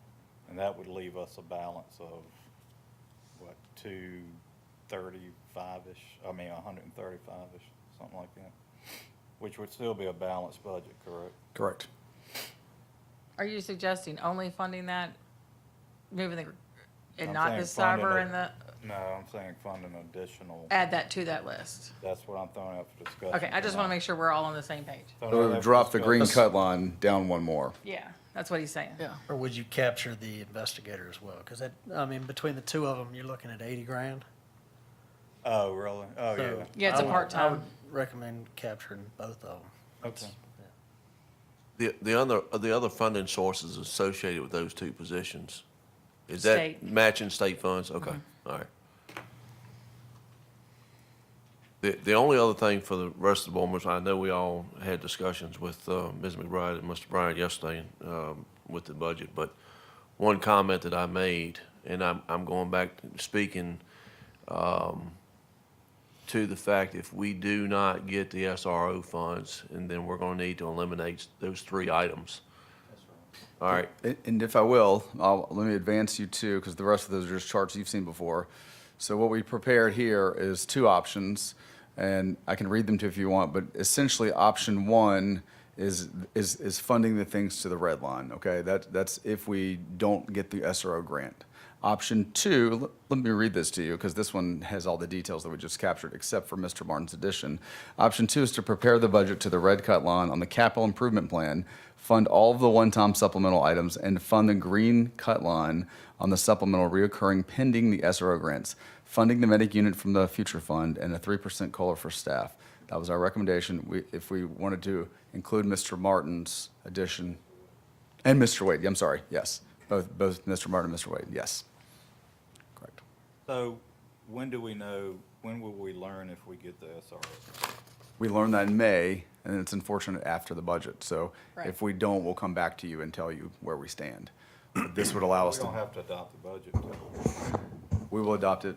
We on- have to adopt it by May 7th in order for us to get our bills out, have the tax rate adopted, and have the bills out. So what is So the, how will we, I'm sorry, Mr. oh, I'm sorry, I was just asking what day we're scheduled to have the budget, I mean, to go ahead public and hearing? adopt it. Yeah, the public hearing, and then 7 days later, we have to adopt it. So we were gonna propose a special, had talked to Mr. Bryant about proposing, on our calendar, it actually says the 16th of April, but that's because the calendar's kind of flipped. So we don't have a meeting very late in April this year. So I was gonna ask him, and I've talked to him about it, move it to the last Tuesday of April, which is the 30th, and then adopt on the 7th, which is 7 days later, which is all we have to hold it over on. If we don't know if we get the SRO positions, we have to adopt based on the assumption we're not getting it, right? So we need to know. The other option, which is not your normal practice, is to hold a public hearing on your day meeting on the 7th and adopt it on the 14th. That's the latest that the treasurer would allow me to go out. And that's crowding. Well, I talked to her this Yeah, afternoon. that- She and I talked about it, and she said that's the latest she would be able to get information together and out to the printers to get it But to the citizens. you could do it, I mean, I guess the money's still gonna be there regardless of what happens. Now, So- we could do something different, which we've never done before, and I haven't talked to Mr. Bryan about this. You could adopt your tax rates without adopting your budget. And that way the bill goes out in Yes. time. Well, that was gonna be my question, because I think we've all agreed, no matter which option can we go create- for, we're not proposing a tax increase. Why can't we adopt a budget based on the tax rates as they are? And then we can work off, I'm not gonna say hypotheticals, but we can work off of what are the options once we Could know what adopt the what tax the numbers are. rates. Yeah. I could advertise those, adopt the tax rates, and then come back and we can adopt the budget Because the budget by doesn't the have to be 30th of June. adopted by- Well, but there's I have to go back and look at the code section. There's something about the school budget. I has don't to. think the budget has to be adopted until June 31st. Mark, Mr. Popovich, do you? Isn't there something with the schools? Yes, there was a revision to it, though, and I think it had something to do with how late the state budget came out, that they gave some leeway. Okay. And so I'd have to look at the exact Could you language. double check that for me, Yeah, and we can circle back? Sure. But originally it had been because they were supposed to be adopted by the 1st of May, the school budgets. But the General Assembly has historically been later the last few years. So Yeah. doesn't look very promising to have that information ready. Well, I can't, obviously can't speak for all of my fellow board members, but it seems to me there's agreement that we're not raising the real estate tax rate. Correct. All right? I think there's agreement that we're not doing any reduction in the car tax. That's what I've heard, so. I think there's agreement that if we don't get the SRO grant, we're funding to option one. And I think, at least between two of us so far, that if we do get the SRO grant, we'd like to fund down to the 2.5 Department of Social Service positions. Okay. That's what I'm hearing. Is that what So- you're hearing? And I think how to make that happen, you guys have a little bit of time to go figure that out, right? On the calendar of when you have to advertise the tax Well, rate. all I need to know is if you want to advertise and adopt your Tax rate. tax rates earlier than your budget, I can do that. It's just 2 advertisements, and that's fine. Yeah. We just would have to That's that much more. just, I'll talk to Mr. Bryan about when. I mean, we could, I guess theoretically, adopt the tax rates, do the public hearing on the 16th, adopt them on the 7th, and then watch and see where we fall into to advertise for the end of June. I think you have to, actually. I will say I'm not here. the last I would week of just June. say, I mean, if we adopted with what you're saying with the social services positions and everything, I mean, I'll support it, but, you know, we haven't really discussed the opening of the new sale at the landfill, which is gonna be a big expense. And that's something we're gonna have to do, in the very near future, so. So I shared this yesterday with a couple people. We're gonna be meeting with Davenport soon to discuss our long-range debt planning for the landfill sale too, which is immediate, and then how we take in a possible public safety building and other school needs possibly in the next 10 years. So give us a little bit of time. We're gonna come back with a Am I imagining things, or didn't you start setting aside some funding for that? for the landfill. For the closure. No, for the. Closure only. Closure. We have to carry a closure liability account, and so we're putting some more back into that where we gave them money for some equipment, kind of borrowed from ourselves, and So you're talking about opening the sale? yeah, we're planning to figure out some debt financing for that. But Yeah, I mean, that's gonna be a big expense and something that we have to do. There's no real other option to put it off. Right. You know, that, I saw that extra money that could be carried over if we get the SRO grants, and that certainly could go towards debt service. I don't know how much that would carry, but, well, trust in our financial advisors. They have a way of structuring our debt so we don't increase our overall debt service very much. yeah, the rates aren't very good at the moment, you know? Right. So we'll work with them and come back with some ideas and. So I've never been involved in opening a sale, but is that something that's usually debt funded, or? Yes. Okay. Opening. So we just have to make sure that we can do the debt service. Correct. Which is what Davenport figures out. They help us a lot with that. I've seen some creative things over the last few years that I could not come up with on my own. I will wholeheartedly admit that is way above my expertise. So I would ask you to give us the opportunity to bring that back to you and lay it out, because we've heard a lot of things recently, and there's some large things that could be down the pipe. So Mr. Chair, Yes, sir. So I just want to go on record to make note of a couple things. One, we digressed a moment ago. If, I know this is getting deep down in there, but I feel strongly about this because of everything we're seeing on social media and everything else now with how fragile our technology systems are now with being hacked and everything else. I'm a firm believer, even though the monies are coming from two different places, if we are forced with the narrative of not getting SRO funding, I feel it's imperative for us to move forward with the cybersecurity and put off the strategic plan. That I do believe in. I think we need to take on an action item versus a plan as a priority. Call it the IT plan? Yeah, the IT strategic plan, yes. I agree with you, Mr. Adams, not only for cybersecurity, like, we've got a big election this year. Yes. We certainly don't want to be in the papers being compromised. Absolutely not. Secondly, I would ask the two of you to monitor revenues very closely, because this goes back to what Mr. Pugh was referring to a moment ago when it comes to the landfill. I'm nervous, okay? I'm nervous about that.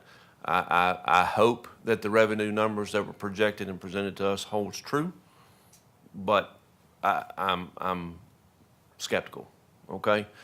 And then as the three of us discussed yesterday, when it comes to revenues, I want to make sure that once Ms. Irby gets her numbers, we can kind of hone in and see what we're looking at with revenues on personal property and how that may affect us going forward. And then kind of monitor ongoing, once the new fiscal year kicks in, as far as how our additional revenues are going with meals taxes and things of that nature. So I'm going to be curious to see how that trends through the first half of the fiscal year. I give you a report once a quarter. Okay. Because typically, you're, how many months behind?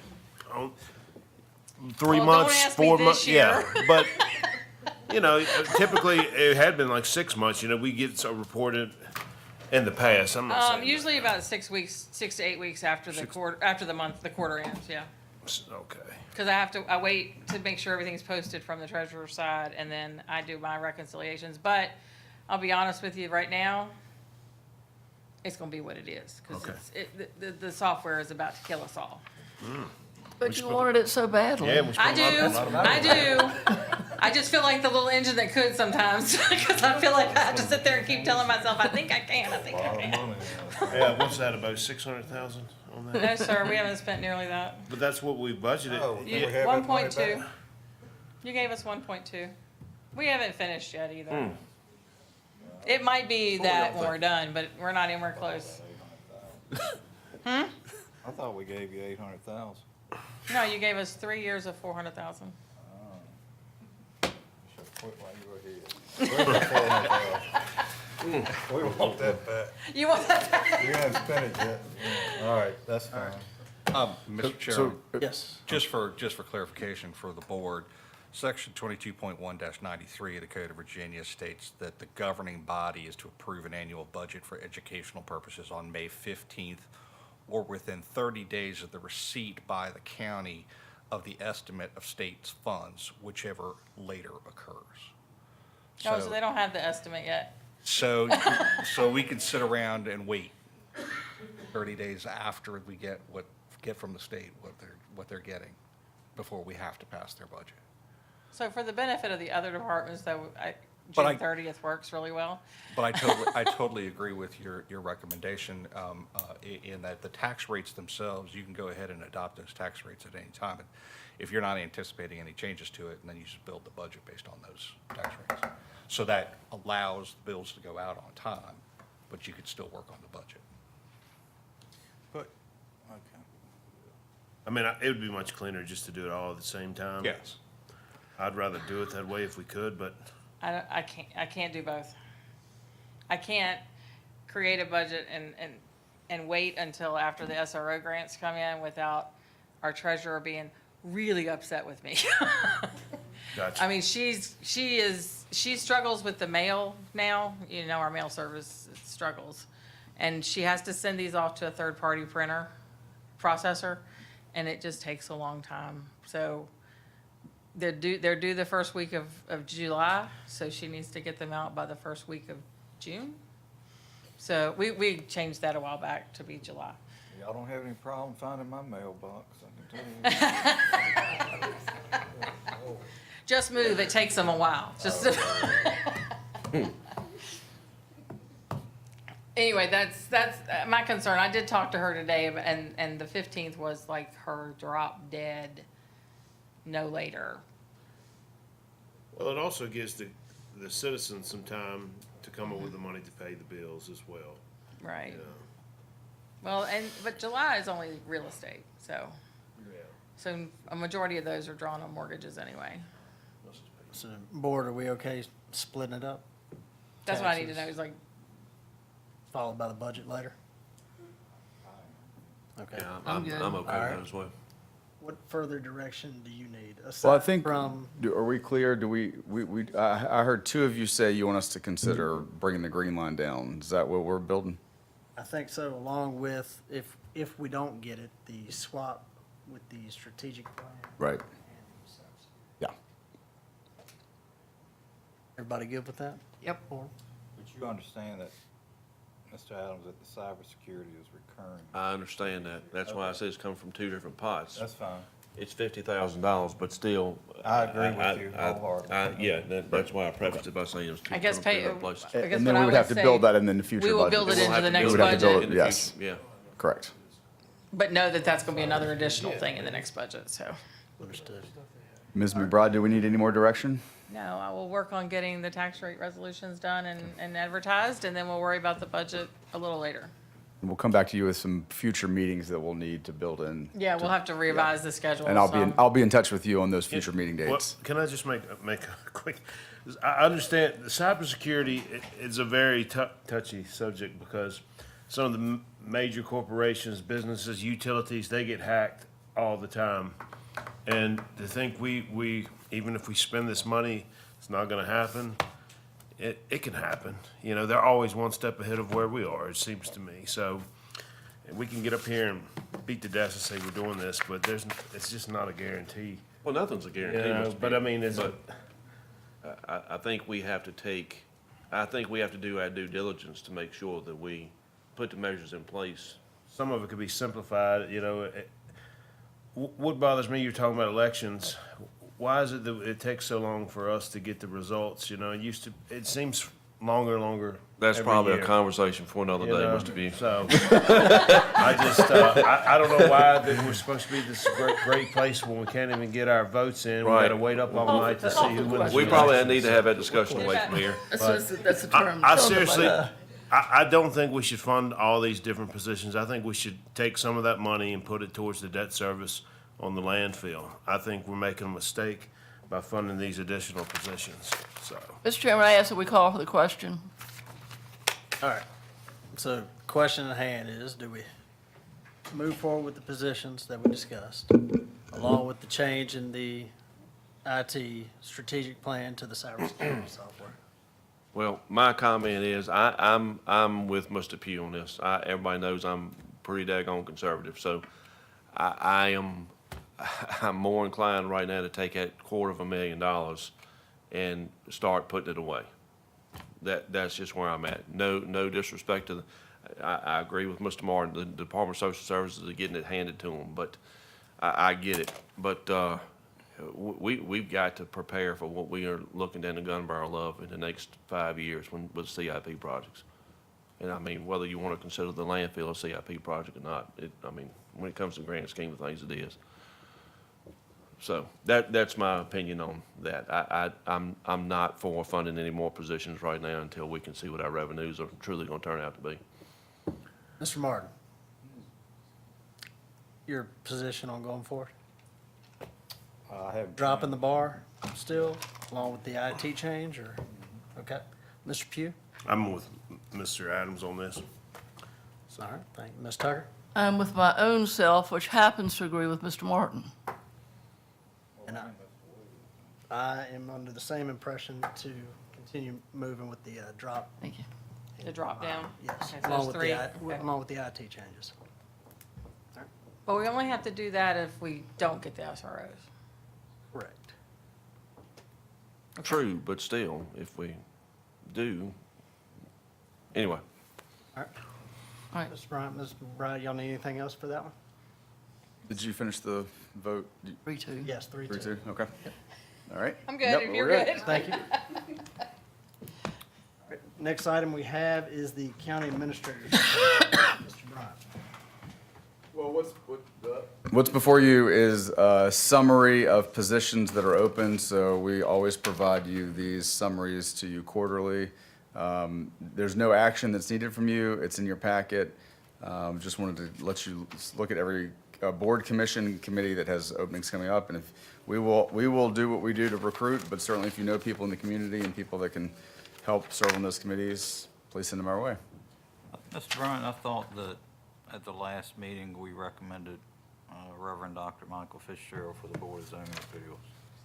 But still on your list, you still have one vacant. Yeah, we ended up having two. Ms. Woody, Barbara Woody, stepped off, and so that was, her term ended in February. So while we added one, we dropped one. Proctor for something. That's Pretty sharp. I bet we could get him. Yeah. Thank you, Mr. Bryant. Board, any questions for Mr. Bryant? All right. Next, we have the county attorney's report. Mr. Popovich. I have nothing at this time, Mr. Chairman. Thank you, sir. Moving on to the liaison committee reports. First up, we got Parks and Rec. Mr. Martin. Sure, so at the meeting last Monday, Hill Studio came and gave a presentation on the Parks and Recreation Master Plan that they've been working on. So far, they've gotten a lot of good input from citizens. They've come up with some pretty good concepts on that plan, received feedback from the Parks and Rec Board. For our citizens out there, the survey's still open on the website, so I encourage you to go out there and fill that out and give your input on your vision for Parks and Recreation in Amherst County. Is Mr. Nixon still here? We also have a Easter egg extravaganza coming up. When is that? This Saturday. This Saturday at Park at 3 o'clock. at Coolwell Rec, 3 p.m. Yep. That's it. Thank you, Mr. Martin. Next, we've got the Ag Committee. Ms. Tucker. We had a meeting last Monday. As the board knows, we're down 2 people there on the Ag Committee. So if you know anybody who's interested, please send them our way. A lot of conversations about the fair. We still don't have our final receipts in yet, so as far as where we stood on the money last fall, we don't know. Ms. Wilkes, I mean, it's gonna be maybe another month, you think? Yeah, Mr. Bowen has had some personal emergencies, so he and I are he sent me an email today. It's the first I've heard from him. Okay, So all right. But anyway, it's in process. it is. Yep. They walked the land with our current vendor for the Midway and kind of got his feedback on the land that the park area across from the high school. Doesn't mean I don't see any way that we could possibly do that this year. Mr. Bryant, you agree? That's correct. Yeah. That's about all we have. Thank you, Ms. Tucker. Moving on to departmental reports. First we have is landfill fees briefing. Mr. Thacker.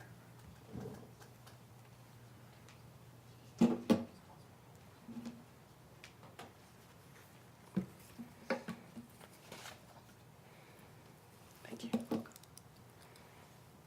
Greetings. So at the last meeting, the board asked for a landfill rate overview. So here are a couple slides to go over what the landfill currently charges. First, what are the various rates? What's known as the gate rate is $55.50 per ton. This amount was adjusted October 1st of last year by the board. This applies to all commercial customers that do not have a business license. What you see, those acronyms are municipal solid waste and construction and demolition debris. This is what's delineated by DEQ. That's how we adjust it. And also Amherst residents are applied at $55.50 per ton once the free 1-ton threshold is exceeded in a calendar month, meaning all residents get 2,000 pounds a month to bring to the landfill for free.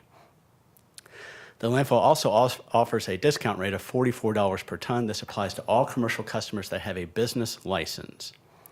For tires, the first 12 that a citizen brings in are free. and then it's $275 per ton afterwards.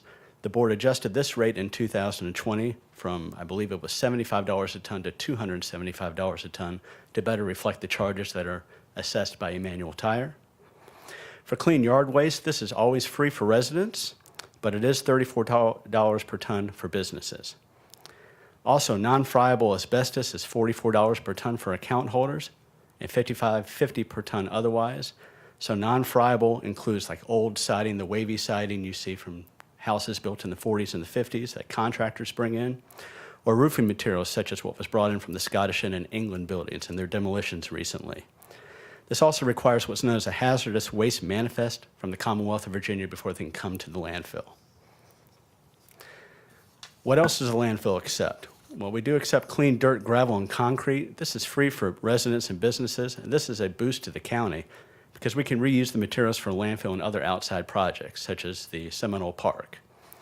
Examples include road surfacing material and daily cover for landfill, so this is the dirt we have to put on the landfill on a daily basis. Also, a couple years ago, we decided to start taking household hazardous waste free for residents. This is used motor oil, propane tanks, old paint, and electronics. The motor oil is recycled in our maintenance shop heater that was built in 2022. We also have outside recycle agencies pick up materials on request by Public Works. This is only applied to residents. We cannot accept from outside businesses. Are there any questions? Yes. Yes, I have a question. Regarding tires, I had a gentleman, I don't know, a couple months ago, brought a bunch of tires to the landfill, and he was turned away because he had too many at one time. This is what he had told us, and he had to go take them over to the other place that recycles tires. It said you can have 25 tires for free per year, is that correct? 12 tires. 12 tires, and then after that, it's $275 per ton, but were you turning people away To my knowledge, no, sir. We don't turn, unless it's a business, we do not accept tires from businesses. We're not allowed. But if somebody brought us 100 tires, we would take them. All right, so what about if it's a real estate individual? I mean, how do you determine if it's somebody that operates real estate? Because this is what it was, they just cleaning up a property they had bought. In an instance where there's a big property cleanup, especially for an old farm or anything like that, where there are maybe 100 tires buried in the dirt, we usually get a phone call from those individuals asking for a one-time exception, which we typically grant, because they're really doing the county a service by cleaning up the property. We often do that for free. And then it just so happens I was cleaning up an old barn and had a bunch of this stuff on the dump trailer, and I was told that I was going to be charged. It was going to be charged as construction debris, and fortunately, they messed up on the scales, and when I went back through, they didn't have my weights right, so they let me go through. But it was just material from my house, and so what would you say about that? Would that be construction material, or would that be considered household material? Depends on what the materials are. If you're talking such as shingles and 2x4s, we often... Grain sacks, just things like that, old hay wires and things of that nature. It becomes a judgment call at some point, Mr. Pugh. Our scale house staff has to determine if that's MSW or C&D. If in the future that happens, please feel free to contact me and I'll look at your loads. Oh, it's no problem. I was just wondering what criteria you use to determine that. I guess your scale house attendees should be schooled on what is and what is not considered household debris versus construction material. They're monitored on a daily basis. We do have staff checking in and out with them and reviewing the tickets that are processed on a daily basis. Yes, I guess what really prompted this discussion was, I believe it was a gentleman who had torn down a fence, right? And he was under the assumption that he got 2,000 pounds for free. He came in, he was billed. I think in the end, you took care of the issue. But I'm kind of with Mr. Pugh. If it's, I understand demolition. If you're tearing down a house or, a shed, yeah, but if you're like a couple fence posts, that kind of stuff, I mean, where is that line? That's what I'm trying to. The DEQ draws the line typically where if it's building materials exclusively, we're supposed to use it as C&D. The rates don't change. So whether it's MSW or C&D, that's just internal processes that we have to calculate. But do you still get 2,000 pounds free? If you're a non-business, yes. Okay. So you would still get 2,000 pounds free, right? Well, it sounds like I would, but technically, I was gonna get charged for it, and they screwed up at the, scale house. But I was gonna pay for it, had no problem paying for it. I didn't know any better, you know? What we have, and this happens all the time, we have contractors come in unmarked vehicles and swear it's at their house, or they own 13 houses in Amherst, and surprisingly, each of the 13 houses has 2,000 pounds per month of trash. So these are things we have to monitor to keep them compliant with code and the operations manual. I guess what I mean, if I'm a resident, which I am, if I brought you 2,000 pounds of 2x4s, do I get that for free? If you say that is from your house, Right. and you're not doing projects outside of that, we will take your word on that. If I had 2,000 pounds of 2x4s, I'd sell them. But, you know. That would be a ton, right? You're close, yeah. All right, I think I've got enough information. Thank you. Board, any further questions for Mr. Thacker? So, the only other thing, Mr. Chairman, Mr. Thacker, since the board imposed, imposed the tipping fees for the commercial providers coming in, your tonnage, you haven't seen any decrease in the amount of tonnage coming in? No, we've had about the same tonnage. We actually had a little more this year, or Okay. 2023, than previously. But if you are curious, I did share with Mr. Bryan and Ms. McBride, we did receive $63,220.08 in the last quarter of 2023 from commercial haulers hauling residential materials that previously would get zero charge. Did you say that one more time? Sure. No, So, Mr. Pugh, last year, we brought to the board the idea of raising the rate from $0 to $44 a ton for commercial residential haulers. just the money, that's all I want to know. $63,220.08. Okay. Also, people have claimed that we're taking trash from other localities or from out of the county. Do we do that? Our permit does not allow it, no, sir. Okay, okay. That's all I needed to know. Board, any further questions? Nope. No. Thank you, Mr. Thacker. Thank you. All right, next item we have is a department report from the Amherst County Museum and Historical Society. Ms. Starbuck. It's all about the money, man. We in here to be a charity. Good evening. I apologize. I have a frog in my throat. You know, it was close to the Ides of March, you know, on Friday. And I seem to have a dehydration problem, says the doctor. So I'm sorry I sound this way. But good evening. I want to thank you for having me to give you an update or a brief on the museum and the activities going on in the museum. And I want to let you know that, and I'm sure you already know, that our mission is to, as the Amherst County Museum and Historical Society, is to collect, preserve, and put on exhibit the things that we have in the collection that only pertain to Amherst County. You wouldn't believe the people who come in and bring us things that have nothing whatsoever to do with Amherst County or the town of Amherst. So we have been working on programming. I want to take you through some figures that we have had beginning with 2023-24. So we're up to almost the end of the third quarter. These figures go through the Ides of March. With my name, I keep after bringing up Ides of March for you so you don't forget. But anyway, we had, that would be from July 2023 to March the 15th. We've assisted 151 researchers in the library. Our galleries and exhibits throughout the museum on the lower level have been visited by 593 individuals. Our programs, which include the talks and lectures, hands-on demonstrations for school children, as well as our Colonial Day, annual Colonial Day in August, have seen 646 individuals. With the Lowesville presentation last month, bringing in 104 folks. That's probably the biggest number we have had. And because of a capital project that you are assisting the museum with in the Hamble Center, we have been using this room for our presentation starting in January. So hardly anyone can top Thomas Jefferson, Bill Barker, who plays Jefferson, character who was here in January. However, 104 came in to see the Lowesville program.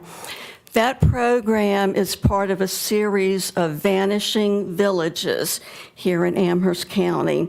And we do them throughout the year. And there are so many that we're continuing to do, vanishing villages. But anyway, this room was packed. Supervisor Tucker was here. She barely got a seat. She had to sit in one of the rolling chairs. But it was just marvelous. It was incredible that so many people were interested about Lowesville. And of course, as you know, Lowesville is right there at the line with Amherst County, and what used to be Amherst County is now Nelson County. So we were really excited to have such a large crowd. But hopefully this construction project, this capital project, and we thank you so much for this capital project with the Hamble Center, is just about finished. And hopefully by August the 21st, which is our next program, which will be on the Colony / the Central Virginia Training Center, by Dr. Edward Holloway from the University of Lynchburg. So he'll be with us, and hopefully the Hamble Center will be finished, but we're getting walls, we're getting ceiling, wonderful lighting, and so we're very excited about it. The only thing I'm going to miss about this room are these wonderful screens and the PA system. But anyway, the Hamble Center is almost ready, and I hope that you will come out any day now, especially starting in April, to see what's going on and take a look at it. If not, show up for the program on the 21st. We've been filming our programs as well. We had begun putting them on YouTube, and they've been very successful. And so these new ones that we've been doing since 2003, July, will soon be going up on the YouTube. But our current new YouTube programs are being really catching a lot of interest lately. So we had, for example, one of Thomas Jefferson, portrayed by Bill Barker, when he talked about the viruses in his time period, not knowing that we were having COVID. But his was not quite as popular on the YouTube as was the Amherst County Moonshine Program. That was part 1 and part 2. That one has gone into almost the 300 views. Also, Peddler Mills program, A Ride in the Country, has really made big time, as well as the infamous and long-awaited Mysterious Mount Edlow. That one has just topped the works. That's a program that COVID took out twice, and we finally on the 3rd try were able to have that program. In 2023, we began seriously our oral history project. recording our elderly before we lose them. And luckily, we had been able to at least record on tape Paul Wales, who, as most of you know, we refer to as the historian of Amherst County and Amherst Town. And so we do have him on tape. But the others we're now getting on recording and tape, and they will be put on YouTube. Also, some of them will go on our website page, just snippets of them, encouraging you to go to YouTube. So we began this year in 24 working with Professor Glenn Stone of Sweetbriar College. And he lives in this area, and his mother lived in this area. And unfortunately, we were unable to tape and record Marguerite Stone, but I did talk with her, and we do have notes on some wonderful stories that that she has told. But Glenn has brought some expertise to our project, which is really exciting. And also from Sweetbriar College News, we have a junior who is an intern for this semester. And usually we only get students who intern for 20 hours. Just about every college requires their students to do an internship, and it's only 20 hours. 20 hours is nothing in the history business. So luckily, she is with us for a full semester, and we're excited about that. And also, our student from Amherst County High School, Winona Gear, a Monican, and worked on many projects with us as an intern through the high school, went on to the University of Lynchburg, and still interned with the museum through her projects there, and currently is back with us as a graduate student at the University of Lynchburg, working with us on a grant writing project. So we're really excited about that. Winona was raised here.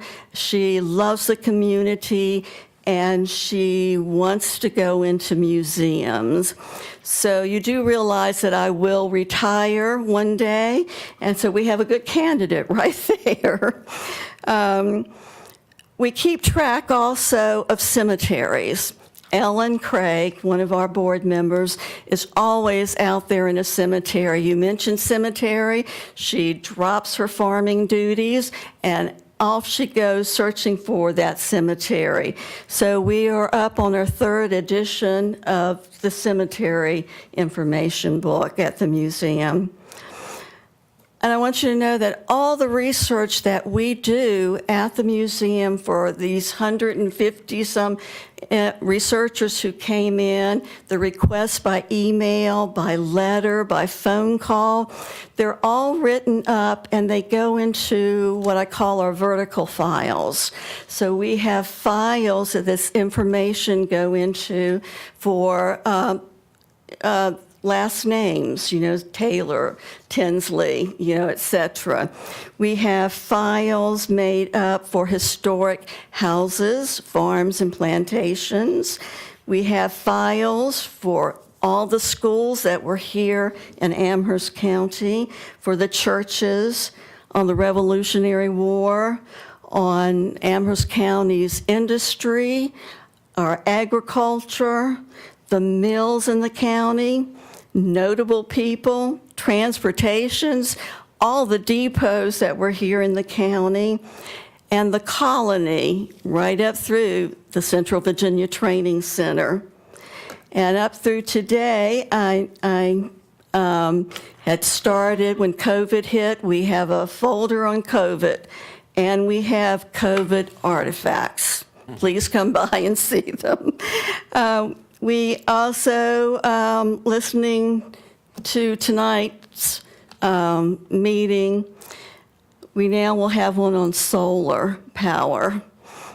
And I believe there was another one, the landfill, I'm going to have to start now too. So I invite you to visit us. And again, thank you for all you do for the museum. I enjoy being part of this staff and being a director and keeping the museum running for you. So if you have any questions, I'll be delighted to answer them. Board, any questions? Mr. Chairman, I just want to tell my fellow board members, the presentation on Lowesville and Woodson was awesome. It was standing room only. People were out there in the hallway. Sandy Esposito did it. She did a fabulous job. But there were people here from little kids to people that were close to 100 years old.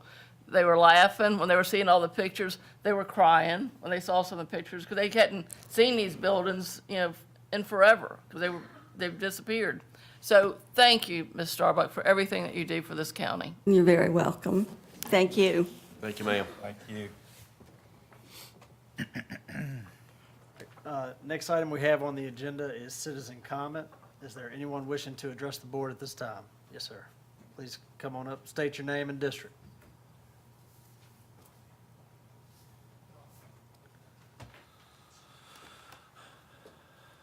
Good evening, Board. Sam Soger, District 2. I'm sorry to bother y'all, but I wanted to just take a little bit of time and maybe this is inappropriate, to address a comment that was made in the meeting. But I was in the registrar's office during this most recent November count, and I just want to make, as a matter of public record, just state that the registrar is doing a very diligent job. You all know all the people working in there, like literally, it's just like a lot of volunteers from Amherst County. They get those votes done in like a couple hours. They're working very fast and furiously. There's 11 different precincts. They have to truck in, all the ballots. There's a lot of checks and balances. They're dotting the I's, crossing the T's. Like, I just want to say, as someone who is in the room, we shouldn't cast aspersions on how long they're taking to get that done. And, how many voters are there in Amherst County? Maybe like 15,000 tops. That's a highball estimate.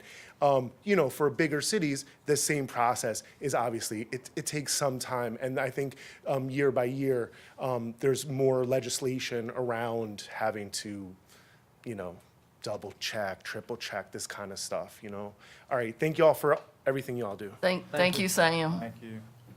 Anyone else wishing to address the board at this time? All right, seeing none. We'll move on to matters from members of the board. Mr. Adams. A couple things, Mr. Chairman. I guess this question is for all of us. I know on Monday, the 25th, the school system is hosting a luncheon at the high school, and I'm not sure if anybody else is planning on attending. I'm not sure if we needed to do anything with that, if it was going to be morning.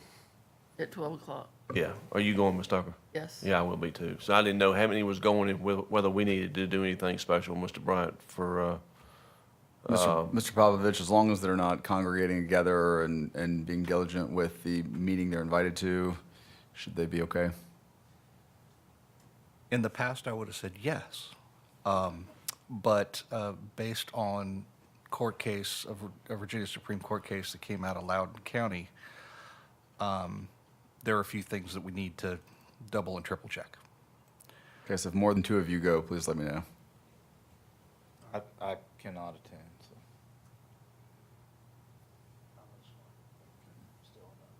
so. Okay. You have anything else? Yeah, one other thing that I would like to ask board members to think about, and then staff, if we choose to do so. Reviewing the county code associated with derelict structures and the tax abatement, the way it was set forth in the ordinance, I would really like for us to go back and reevaluate that as it's defined in Section 7-355, that 15-year term. Personally, I feel that 15-year term that's pretty strong. If you compare us to localities, even the city of Lynchburg, which Tommy can probably comment against this. I mean, it's typically no more than 10, but most of the time they are averaging 5 to 7 years. And I definitely want to make it attractive for folks to buy these properties and fix them up and do whatever. But the 15-year term just concerns me quite a bit, because a lot can happen with a piece of property in 15 years. You talking about a rehabilitative tax credit? Yeah. Yeah. So I would like to see us reevaluate that Yes, sir. in the near future, please. Yes, sir. Understood. That's all I have, Mr. Chairman. Thank you, sir. Mr. Martin? Just a couple of things. The work is starting, or has started, on the intersection improvements at 29 and 151 and Toytown Road. There are some new traffic patterns, so I just ask people to take their time and be careful. And tomorrow is going to be a red flag day for brush fires. We've had several big ones already this year. So just ask everybody to be very careful with outdoor burning. If you don't need to do it, don't do it. It's very dangerous, so. And that's it. Yeah, well, Sam, I'd like to address you. It wasn't a shot at the Amherst County Registrar's Office. I love Francine Brown and the rest of the crew. It had nothing to do with Amherst County. She's out now? Well, I haven't been there since she was in that position, so last time I was there, she was there. It was a generalization of the country as a whole, how long it takes to get these elections done and how long it takes to count them. I mean, when you see other places doing it, they do it better than we're doing it. And that was generally my thought. It wasn't nothing against Amherst County or that office. They do a good job. But you go to places like Alexandria or some of the northern Virginia cities, they always come in last. It takes forever to get the votes in, and it could be 2 days, a day. So that was my generalization. So just pass that along, okay? That's all I have. Sir. Ms. Tucker?